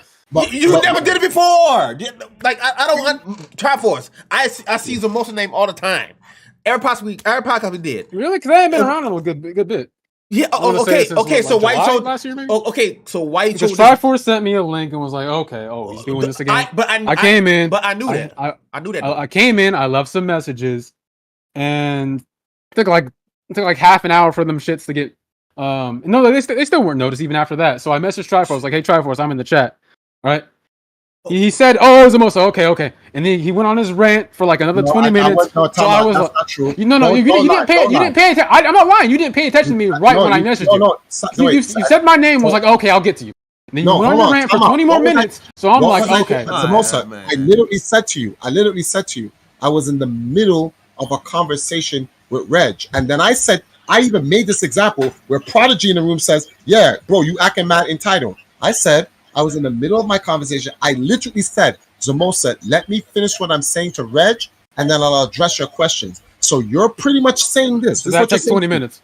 It doesn't matter. It doesn't matter what time frame. I mean, my bad. I just want to make sure what he's saying. So the moment I noticed that you said you was in the chat, I was supposed to stop fucking talking about what I was talking about and address you. Is that not immediately? The length is the problem. You're saying it doesn't matter, but that's the problem. It don't, dude. We having a conversation. We not gonna. Why are you live? Listen, it's because we want to be. Right, bro. Do you pay my bills? And I'm here because I want to be. Okay, leave then. How about that? Okay. You leave. You can't, bro. You could have used your free will to kick me out anytime. Go ahead. No, because look, it's entertaining to me. Read what I said in chat. Because you don't get attention at home, right? That would make you seem like you don't get attention at home. Oh boy, the projection. Oh shit. Here we go. So projections are hurting my feelings. Oh my god. Like what next? My dad left. My dad left at a young age. What's next? I didn't say none of that. I'm not worried about none of that. First of all, me and Trifle having a conversation, right? Heart to heart. We turned our podcast into to help Zamosa. Well, trying to help you. We turn a 20-minute. Yes, because we're talking to you now. It was just me and him. We talking to you now. You making it personal. I didn't ask for PayPal. I didn't ask for no donation. I don't care if you comment or not. It's just me and him talking. If I decide to read the comments, I will, which I always do. You just chose this one podcast to come pop your shit off or talk shit. For what reason? And you came here. I'm giving you my reason, but you're just kind of making it irrelevant. Because you know what? It is irrelevant now. You know why? Because you stopped our podcast having a deep conversation to support your shit. You allowed that to happen, though. You didn't have to bring going. I didn't have to. Triforce told you I'd have kicked your fucking ass out. But I did it out of respect for the Triforce. Let's get that straight. I get it straight. Matter of fact, you watch the stream. I right click ban and about to click on Discord. You ain't see that. You ain't see that. But so when Triforce asks you, like you had the floor and you were like, huh? You about to get kicked because he literally was talking to you and he didn't listen to shit you said. But you complain about. Went on for 30 minutes on like a whole ass story. And the point of what he was saying was in like 2 seconds of that story. But it doesn't matter. You come to watch us. We don't come to watch you. But you're asking. He was explaining something to me. He was but you didn't listen directly with me. Okay, but you didn't listen though. So that's on him to not make his shit short and snappy, bro. Why would I want to hear why do I want to hear the story of what's it called? It's called context. It's called historical context. If you look at hold on, I want to jump in this for that. The journey to the west. I'm gonna say the journey to the west. Why do I want to hear the whole fucking story of the journey to the west if the point of your argument is in only like 2 seconds of the whole damn story? Can I answer that? You know what I mean? Can I answer that? Go ahead. May I answer that? When Tucker Carlson did the interview of the year with Vladimir Putin, it took Vladimir Putin 36 minutes for his open dialogue for historical context. And that is the most important interview of the century. You know why? It has over 200 million views congruently throughout the entire world. What are you talking about, bro? No, I said, is this podcast? Is this podcast the most important event? No, you're missing the point. The reason why he gave that is because historical context is for intelligent people. People who want to understand listen to historical context. People who don't want to understand, who already formulated their own opinion, when they hear historical context, they roll their eyes in their head, blah, Historical blah, blah, blah, blah, context blah, blah. can or can't be irrelevant in a story, right? But I gave you in the story of your the journey to question. the West, you don't need to know about Japanese mythology to understand every little aspect of the story. Your You get what I mean? Your statement in the chat you made is that I would alienate my original audience. I gave you historical context so you could see that the original audience for the Valkyries were not the fan service people. However, the original audience abandoned myself and the Valkyries, and then the fan service people came in. So when you said, if someone gave you the money, or we found a way to get out of the fan service and then we left the fan service people, it would be wrong. But I'm showing you it would not. You'd be like, yes, it is, because first off, I never said it would be. I never said it was wrong. I just said that it wouldn't be a good old move.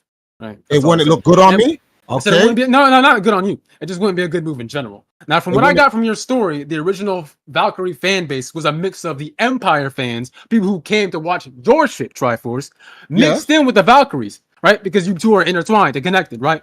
Yeah. Mm-hmm. But via nepotism, whatever you want to say. Okay.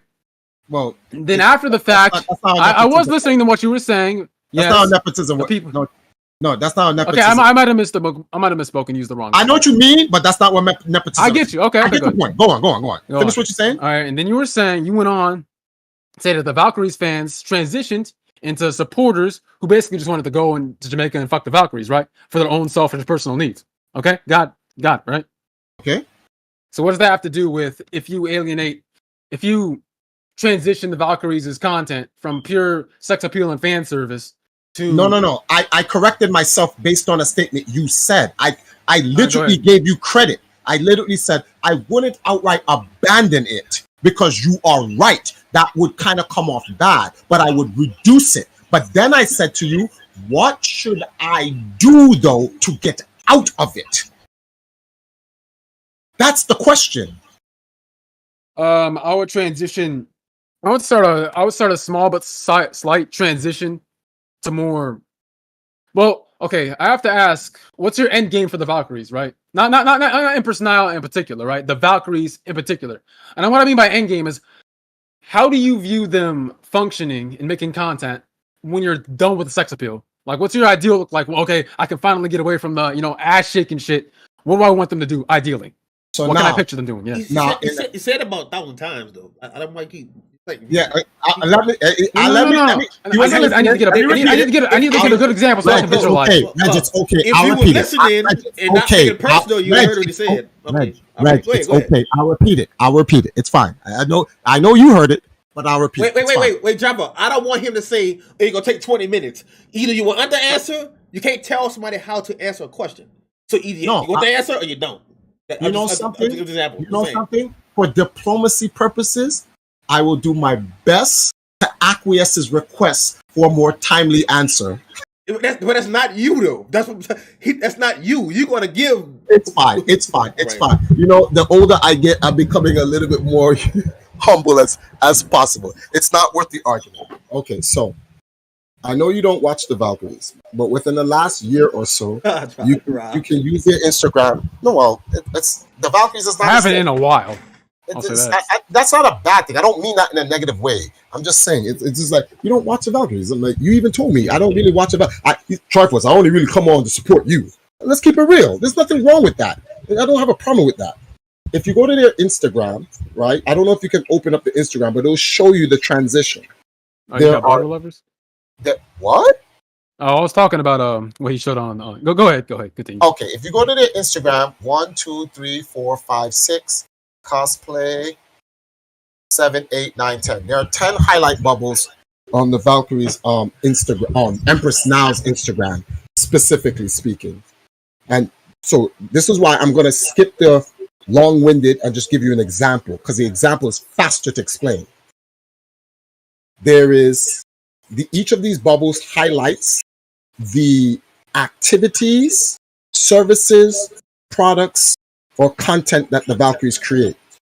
Bikini modeling, television, gaming fitness, product promo, cosplay, event promotion and hosting, lifestyle, gaming, music videos, publications. Out of the 10 bubbles, each bubble is 10% of the Valkyries, right? That's 100%. One bubble is about fan service. Mm-hmm. So 90% of the Valkyries is based on this. Publication, music videos or movies, television, no, not television, movies, acting, music videos, performances, things of that nature.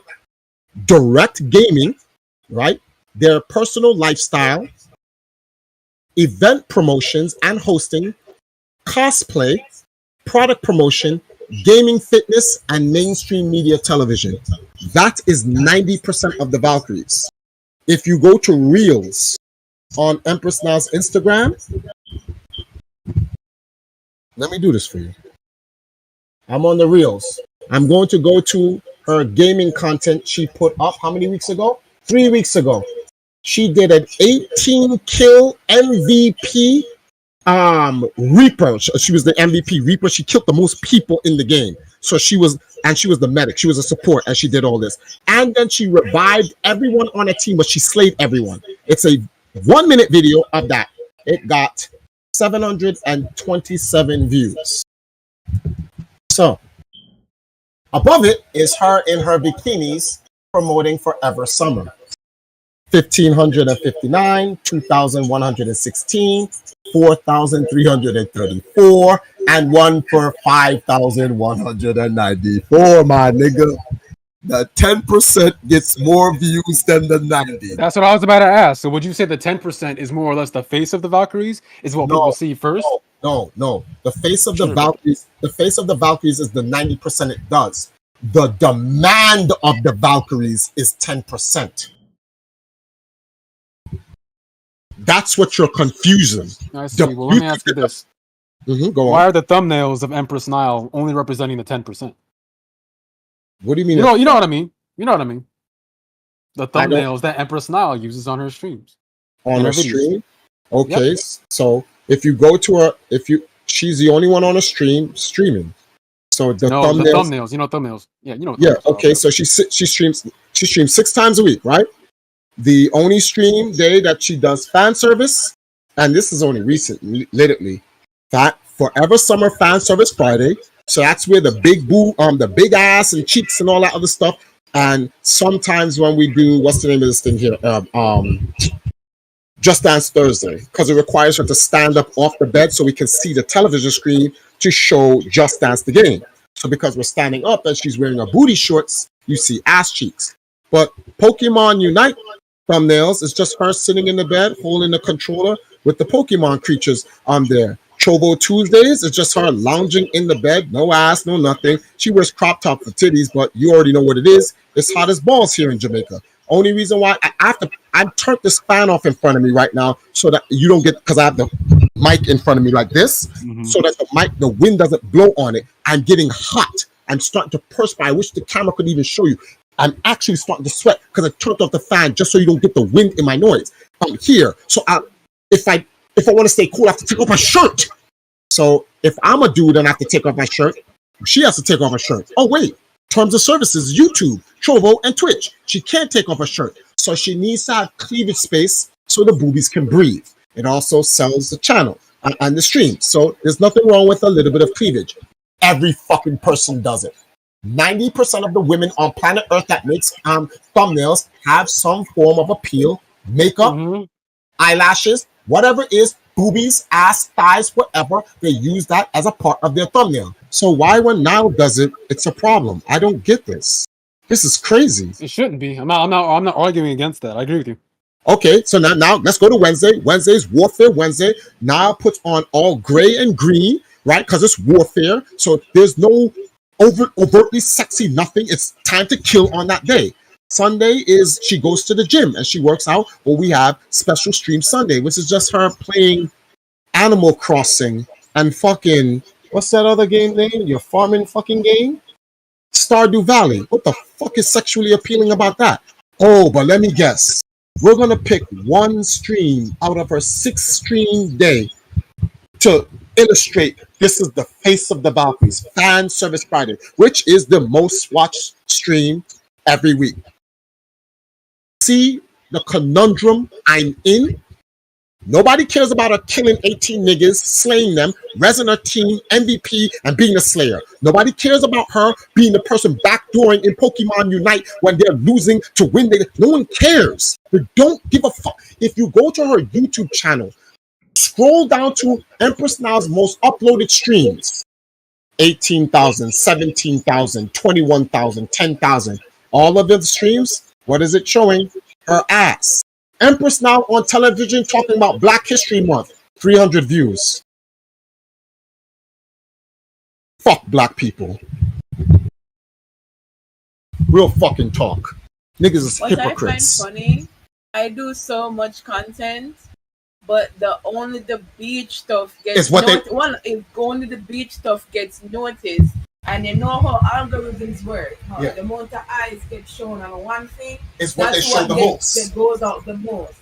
But they see that now and all she does is show her ass. But brother, you're not looking on what. Okay, you ask what else. Why don't you go look what else? No, they don't want to know. But because that gets shown, that's all I do. Now watch this. Now here's if I stop. If you stop doing it, channel dies. So it's stuck. Exactly. Yeah, that's what I meant by you can't completely abandon it with how the Valkyries is right now, which you agree with. Well, no, I agree. I told you I was mistaken. Yeah. I didn't mean to say I'm going to cut it out altogether because we still have to have a measure of them. It's called being considerate. We still have to consider the fact that the fan service audience still help make the Valkyries what they are, even though there's some bad to it. So we still have to do it, but we can't outright cut them out. So I concede or I revert what I said. I meant to like we would reduce it, but it's like the point is that we're trapped. And going back to the conversation I was having with Reg, I don't want to do the fan service shit, bro. I don't necessarily like it. I like it personally because I'm looking at my wife looking sexy and shit. I get to clap cheeks, so I don't see why it would be. But like, I'm not representing my wife modestly to the world, and I have to eat that sin every time to survive. So I'm like, God, what do I do? So God's sending me the people that's going to give me the resources, and I got to take every last drop of that resources and quickly get out of the situation. Which is Reg's point on the 9th commandment. We're given a grace. We're in God's grace to get out of it. We have a certain amount of time to change the ways we are. I agree, and that's why I'm going to say, while you are trapped, I want to say I don't think you're as trapped as you might think you are. I don't. Still relatively small. Relatively small. You still have a chance to reverse shit up. Let me interrupt you. You're 100% right. So now here's the thing. The reason why we've made the change, if you go to the YouTube channel, we pushed all the Forever Summer shit and Fan Service shit at the bottom of the fucking channel, which is crazy because it's still the #1 watch. I'm like, how did these niggas even find it? Because when they go to a channel, niggas goes, skip the top, scroll off. The top is, okay, look at this. I'm just going to go to a channel. This is crazy. You go to the top. The first thing is there. Welcome to the Valkyries of Arcadia, right? Empress Now's television features, interviews, promos, skits, and vlogs. 119, 78, 114, 93, 114, 181. This is money I spend at Reg, Black Dragon, Stated Average, Jarion, Noah, and all these guys give me to put them on fucking TV. This shit can't even break past 300.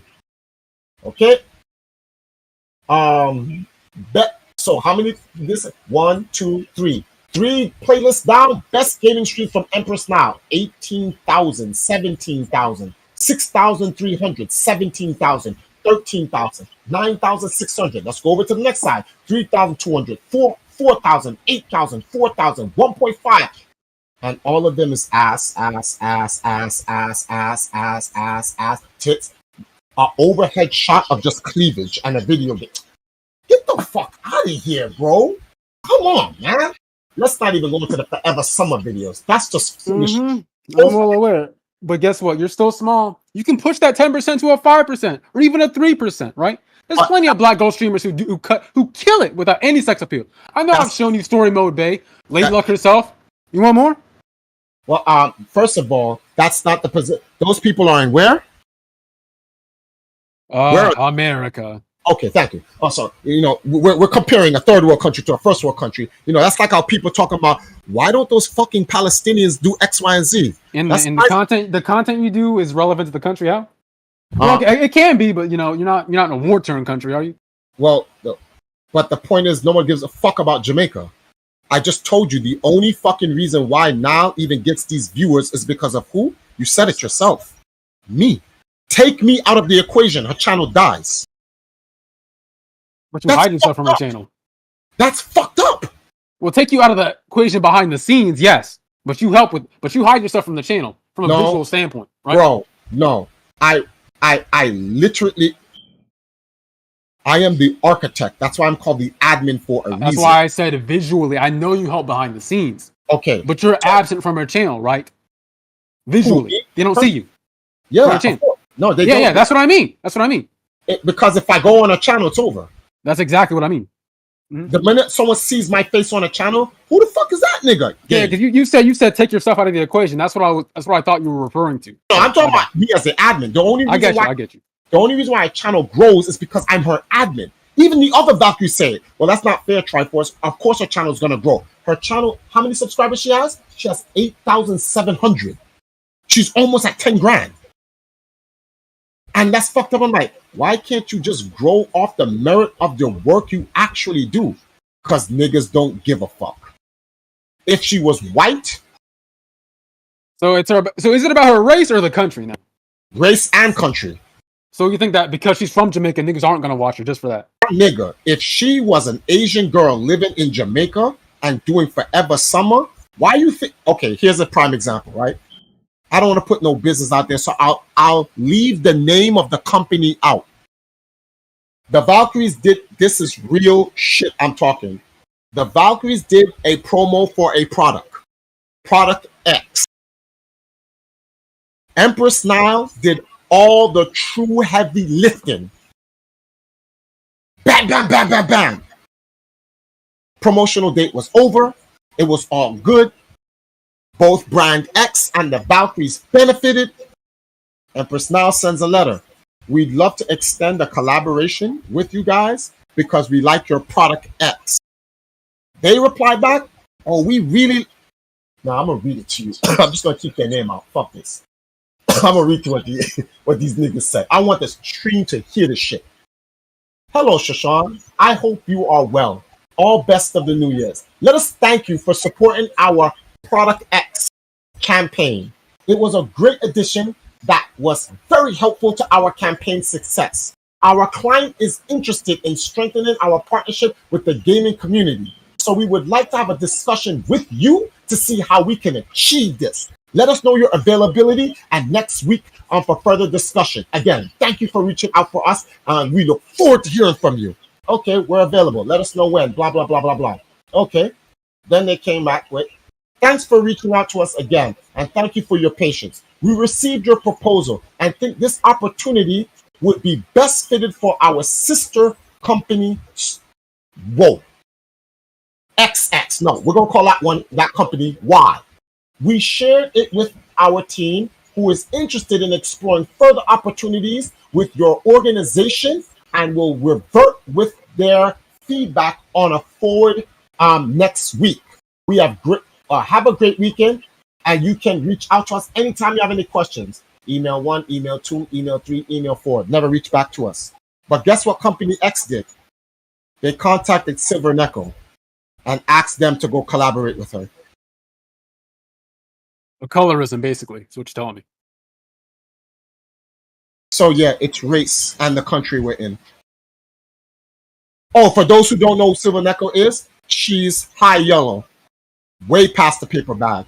My nigga straight vanilla. No, she's not vanilla. She's what's the name? No, she's not caramel. She's lighter than caramel.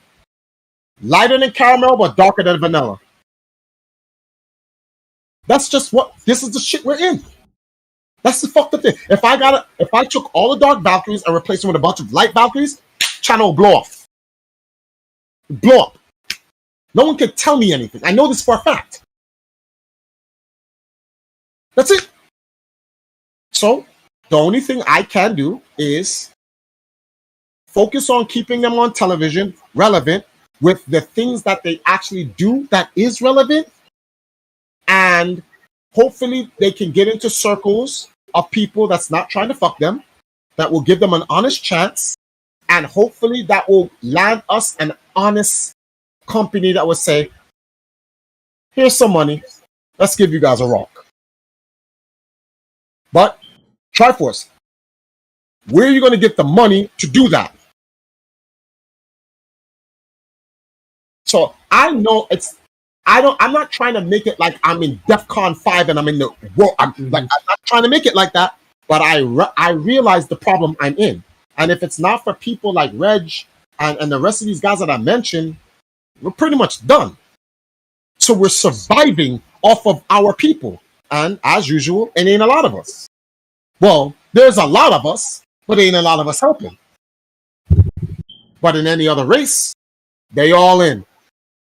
They see Sarah. Oh, Sarah, you twerking? Yes, my mother's in the hospital, and this is the only way I can make money for my child that I have on the side that nobody knows. And I gotta buy a farm and a pig and a horse that I gotta help. So I need a yacht and a car and all these other stuff. And if you guys can help me, okay, Amaranth. Oh, sorry, didn't mean to say her name. But yeah, and they do it, and they're there for their people. But we're not there for our sisters. That's why I said, fuck niggas, bro. Real fucking talk. Fuck niggas. To the end of the earth. And when God comes, I hope he massacres us. Real talk. Ain't nobody needs to survive. Just kill us all. Greatest mistake what we made was making Israelites. We are a fucking stubborn-headed ass people. Kill us and the rest of these niggas. All I ask from God is, can I see it first before you kill me? I just want to give me front row seats, popcorn. Get my fill and be like, all right, well, it was nice knowing you, G. Thanks for the pay-per-view. I'm out. And that's it, bro. Anyway, it's 2:33 in the morning. You've derailed our stream into some other shit. Red just like, yo, fuck this nigga. But actually, we should do this again. Real talk. There was a lot of contextual real worldness to this shit. Honestly. But I want to take this time, Reg, to thank you for the support that you do. And I want to take the time to thank every single person, the handful of people that support me, support the Valkyries, to help them get out of the struggles that they're in. Every dollar counts. I'm not saying this to be wishy-washy or anything, y'all, but y'all don't understand, man. There are times I'm like, we're fucked. There's no way we're going to get out of this. And then the people come and help. And to me, that's God doing work, because I have no answers. People, go get a fucking job. Like, nigga, I'm trying. People be sending me links. Get this remote job. Like, that's not how remote jobs work. Like, people don't even understand. Where are you right now? Use a fake address. We're going to send you an email to the fake address. Okay, what you want? We need you to take a picture with it. What? Like, one company actually told me that when you received it at the mail, please take a picture of it. Okay, why? We just want to make sure you're in the location you say you are. Well, can't talk to that company no more. Like, the only reason why some people, like, you know, let me not even put that person's business out there, even on some halfway shit. I don't even want to put that person's information. The people who get away with it, man, they get away with it. But it's hard for me. So unless someone can find me a remote job and refer me, your Triforce, I got you a remote job. I got a link. I'm hook you up with a person. They know you in Jamaica. Just talk to them. Blah, blah, blah. They're going to give you a remote job. You'll never see me ask for a motherfucking investment ever again, or sub or donation from nobody. I will work and I will take 90% of my money. I'll put that shit into the Valkyries. I prefer to do it that way, so nobody can say that the Valkyries are were bought off or supported by donations because Triforce is a grifter and a fucking beggar or any of this fucking shit. I'm like, nah, nigga. I go to work full time. I take all my money. I don't spend it on me. I don't buy no shoes, nothing. I just give it straight to the Valkyries and push them. That's what I really want to do. I really want to do that. The release had a video editing position, and I'm like, the video editors in Jamaica, I'm sorry, Jamaicans, you suck. YouTube niggas are better than you. But that's because of the technology down here is fucking dog shit.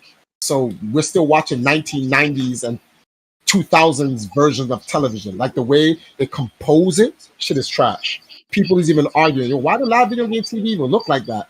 I just be going like this. It is what it is. No diss to Wayne, but this is the complaints people be making. It's just what it is. And I wanted to take the job.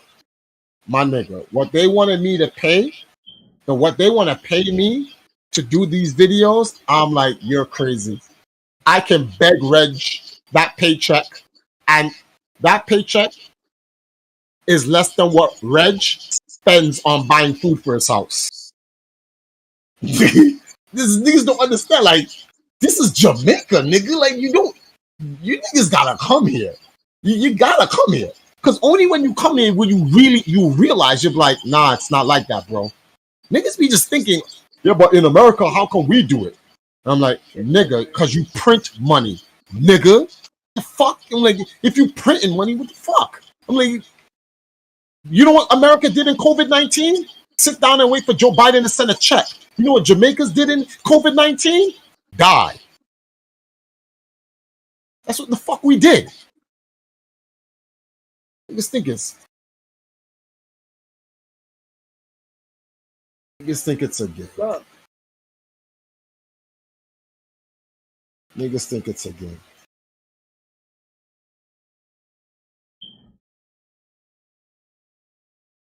I don't know why. Four finger shit. You know, we were onto something, Zamosa. Mm-hmm. We were onto something when I invited Etika to Jamaica. But those racist cocksuckers, they knew. Can't even say that. Them niggas are smart. It was like, yo, Etika, don't work with Triforce. You know, and I know. Have Etika come down to Jamaica and met the Valkyries, game. You know what that's like? I Show Speed coming to Jamaica and chilling with the Valkyries, game. Or who's that nigga? Who's that fucking the guy? Sanat? Yeah, the Kai Sanat. That's like, imagine them coming to Jamaica to come chill with the Valkyries, game. And let me say this too. If you look at I Show Speed and Kai Sanat, look what they had to do to get where they at. Yep. Why would you want to do that? And that's my point. I'm never doing that. What, like, I'm not doing that. I Show Speed start firecrackers in his house or burn the house down. And his You mom, gotta be his mom was in the house. Water fire, and then look, he made chemicals. He made some kind of chemicals, sort of like a science experiment, and like acid came out the I guess jug or something you were using. That's the whole house up. What? But you gotta like even Etika. God forbid your brother. All these dudes are brothers, but look what they had to do. You gotta be cool. I'm not. We're not sugarcoating shit. Etika doing cool shit. He even said it. It's not a secret. We're not disrespecting Etika. He said it. I gotta do this. Different levels to it, but you gotta do it. No, but yeah, to appeal to certain audiences, you could say. Yeah. No. But if in order to make money, they had to do that. Oh, you gotta drink 2 liters of fucking alcohol, and you'll donate $500. This man had no source of income. No source of income. Here, take. I do it here. No. Hold on. Peep this, right? So Etika was like, I want to get out of this. I don't want this life, Triforce. I gotta find a way out. He tried. He really tried. Ain't nobody gonna sit here and say he didn't try. He took the coward's way out, but I can understand why. Because I believe, this is what I believe about Etika. He felt, I'm fucked. I can't get out of this. I'm fucked. So I'm just done. And he just like, it is what it is. So it's like, we're gonna call it a day on it. And that's what it is. That's why I said Etika's toxic audience killed him. And I don't give a fuck what the Joy-Con boys say. Here's the thing, right? Here's the thing is, doing what the fans want and the viewers want will kill you. So like just like they say about and I can tell you about two incidents, and I got a phone conversation with Sophia Stewart. We talked about this. When you a celebrity and you do music, act or whatever, when you sign a contract, you gotta listen to what those dudes say in the contract. Mm-hmm. You can't go to the bathroom by yourself. You gotta have somebody with you to go to the bathroom. They don't want you talking to nobody. They got the money. They'll make you famous, even if your songs suck. You'll still be famous. They have the money to. They have the money. Yeah, look at Lil Nas X. Exactly. That nigga's music is dog shit. Yeah. But Lil Nas X is fucking popular. How? Because the music industry pays the money to make him successful. Bro has a song called Industry. He says it right then and there. Yeah, I want to give you an example of real time how fucked up and toxic the community is. In the earlier days of the Valkyries, there was a girl. This was when we were in my Discord before Empress Now made her Discord. There was a girl called she's still alive. There's a girl called Anime Babe. She has a medical condition. She streams. She doesn't get a lot of support. She made a stream because she was short a lot of money to get her meds. She came on the stream, says, help me get my meds, willing to do anything. This girl is already in a medical condition, sick. We came in, we saw the title. It was me, Wes, Black Poldrin, Niall, Anna. There's a bunch of us. I was like, what the fuck's going on here? Jagan? Hey, I'm just trying to raise money to get my meds. A nigga says, how much is it? X, Y, and Z. If you drink this bottle of alcohol and you down it, we'll give you. I said, hold up. I said, I'm sorry. We passed the Sabbath? I said, fuck you, you fucking nigger mother. I went through the whole thing. I said, fuck. I said, don't you goddamn drink that shit. I said, how much you need? The council will get the money for you. Don't listen to these fucking cocksucking assholes. These are the same motherfuckers that killed Edeka. You're sick. Trying to get medicine, and the niggas trying to kill you on stream. Demons. Hold on, watch it, Triforce. There's another thing. When she was on Twitch or YouTube? Twitch.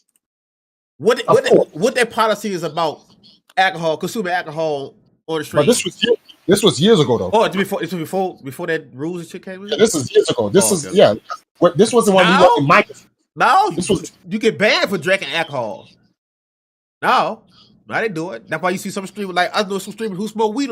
They don't smoke weed like this. They duck their head and do that because you can't do it.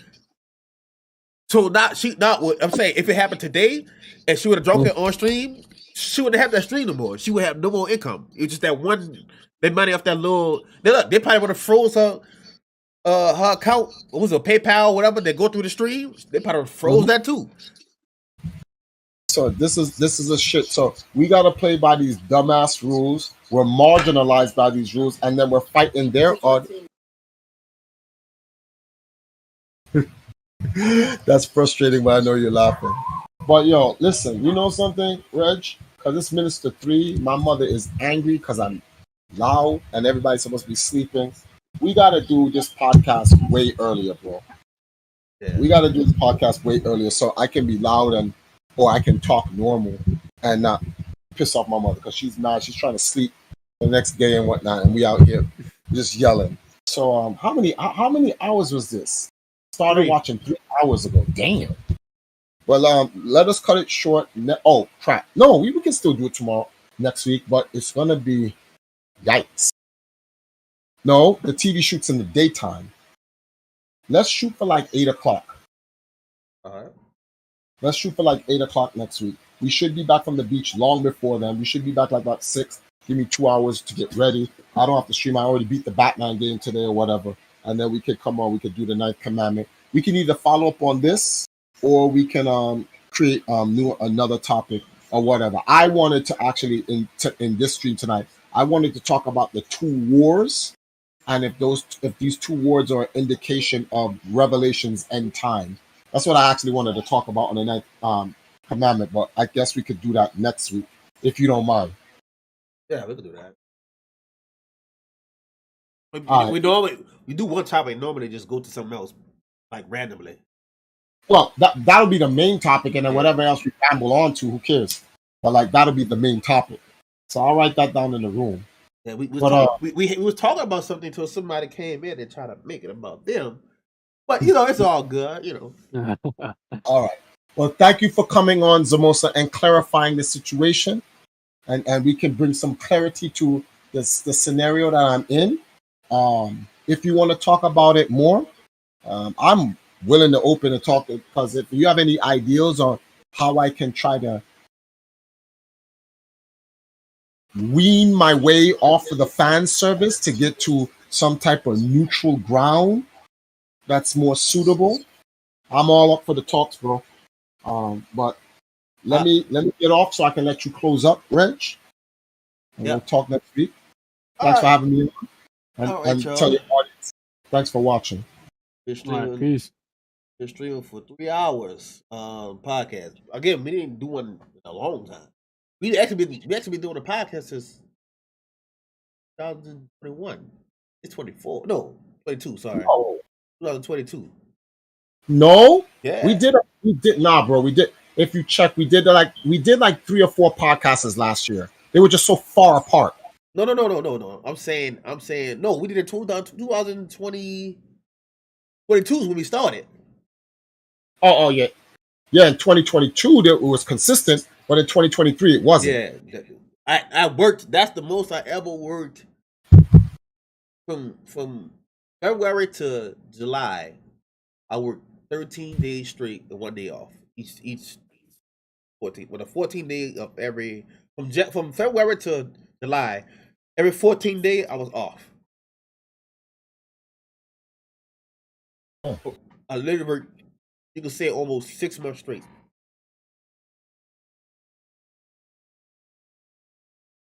So, but thing is, it's not Triforce. Triforce want to do the podcast. Me, I'm like, this is my Saturday. I'm resting. When I rest, I really rest. I don't do what I tell you. I don't do nothing on Saturdays. Like Friday, not even that. Friday night, don't ask me to. Let's go here, go there. Let's go. I'm not doing that. Friday. They ask me the daytime. When daytime hit, ask me to do something and get it done. Friday night to Saturday night, I'm not doing nothing. If I can show you, I'm gonna show you what I got on right now. Look at this. Look at this. What the hell?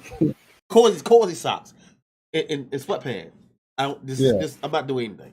Nothing. How cold is it? How cold it is up there by you? With Triforce, you will be. It's in the morning time. It's winter. At lunchtime, summer. Oh, okay. This is what? Out there right now. If you look at it's the flu. Like this, like our region, we get more flu than everybody else. Everybody else is cold right now. You're in Louisiana, right? Yeah. It's okay. Wait. It's cold. It's cold in the mornings. Lunchtime is super hot, and then when the sun go down, it's cold. Oh wow! It's 69 by you right now. That's crazy. That's deep. That's hot. That's hot for winter. Hold on. Yeah, let me check Chicago, dude. Chicago be getting bodied. The same time zone. What is Bro, Chicago is 33 degrees. That shit is 1 degree over freezing. Chicago is getting is earthed. Triforce funny. Between I'll say 2:00 in the morning. It's probably like 6:00. It'd be 45, 50 degrees. Bro, cold. Wisconsin is 27 degrees right now. Oh shit. Hold on. Let me see what Canada is rocking with. Hold on. Time out. Toronto weather. Canada. Oh wow. Canada's hotter than Wisconsin? How? Alright, no, let's talk Ontario. Look at Buffalo, New York. Ontario. Hold on. What the hell? Ontario. Right? I'm gonna check Buffalo in a second because New York be getting bodied. Ontario weather, 36 degrees. That's not bad in Ontario, but let's go to Buffalo. Buffalo, that's terrible. That's horrible. Buffalo, New York. Buffalo, New York weather, 38 degrees. No, it's actually kind of warm. Well, those are not warm. Those are cold. Those are cold. Yeah. But Chicago and Wisconsin is colder than Buffalo, Toronto, and Ontario. That's crazy. Well, Wisconsin could be in a tundra, right? Wisconsin got this body of water, right? Yes. Oh, that's right. It's by water. That's what. Like us, we got it's cold. It's cold. It's like it's weird. Like it'll be 40. Like for example, one day, just like 2 weeks ago, one day it was cold as hell with mist in the sky. Like it's like misting, like a heavy mist. Because we got Lake Pontchartrain. Coldest place in America. America right now. Let me see. What's the coldest place in America right now? It should be Buffalo, New York. Because I remember temperate. What is this? What? Oh, Green Bay, and New York should be like the coldest though. Well, Green No, we're dumb. It's Alaska, bro. It's always Alaska. Yeah, no, but I'm saying you said remember they said in the NFL the coldest place to play at is in the tundra, which is Wisconsin. Green Bay. That's what they say. You say that's why you don't want to play in Buffalo, New York, or in Green Bay during like the playoffs because it'd be super cold up there. And he's not used to that temperature. And they get that back. And if Green Bay have home court, frig. Go look at the Kansas City Chiefs and the Dolphins game. Go look at the temperature of that. You Google that temperature. It's like a couple weeks ago, maybe like 3 weeks ago. It was the coldest. It was the coldest ever. I think it's like I don't know if it's a record or whatever. It probably was a record. That's one of the coldest times in the NFL to play a playoff game. And they said the Chiefs is going to beat Miami Dolphins because Miami Dolphins is in Florida, so it's always hot and they're not used to the cold. They're gonna get bodied. They lost that game. They lost. It was like let me see the record. It was the coldest like football. I think it was like either the top 5 or maybe the coldest NFL game ever. What was?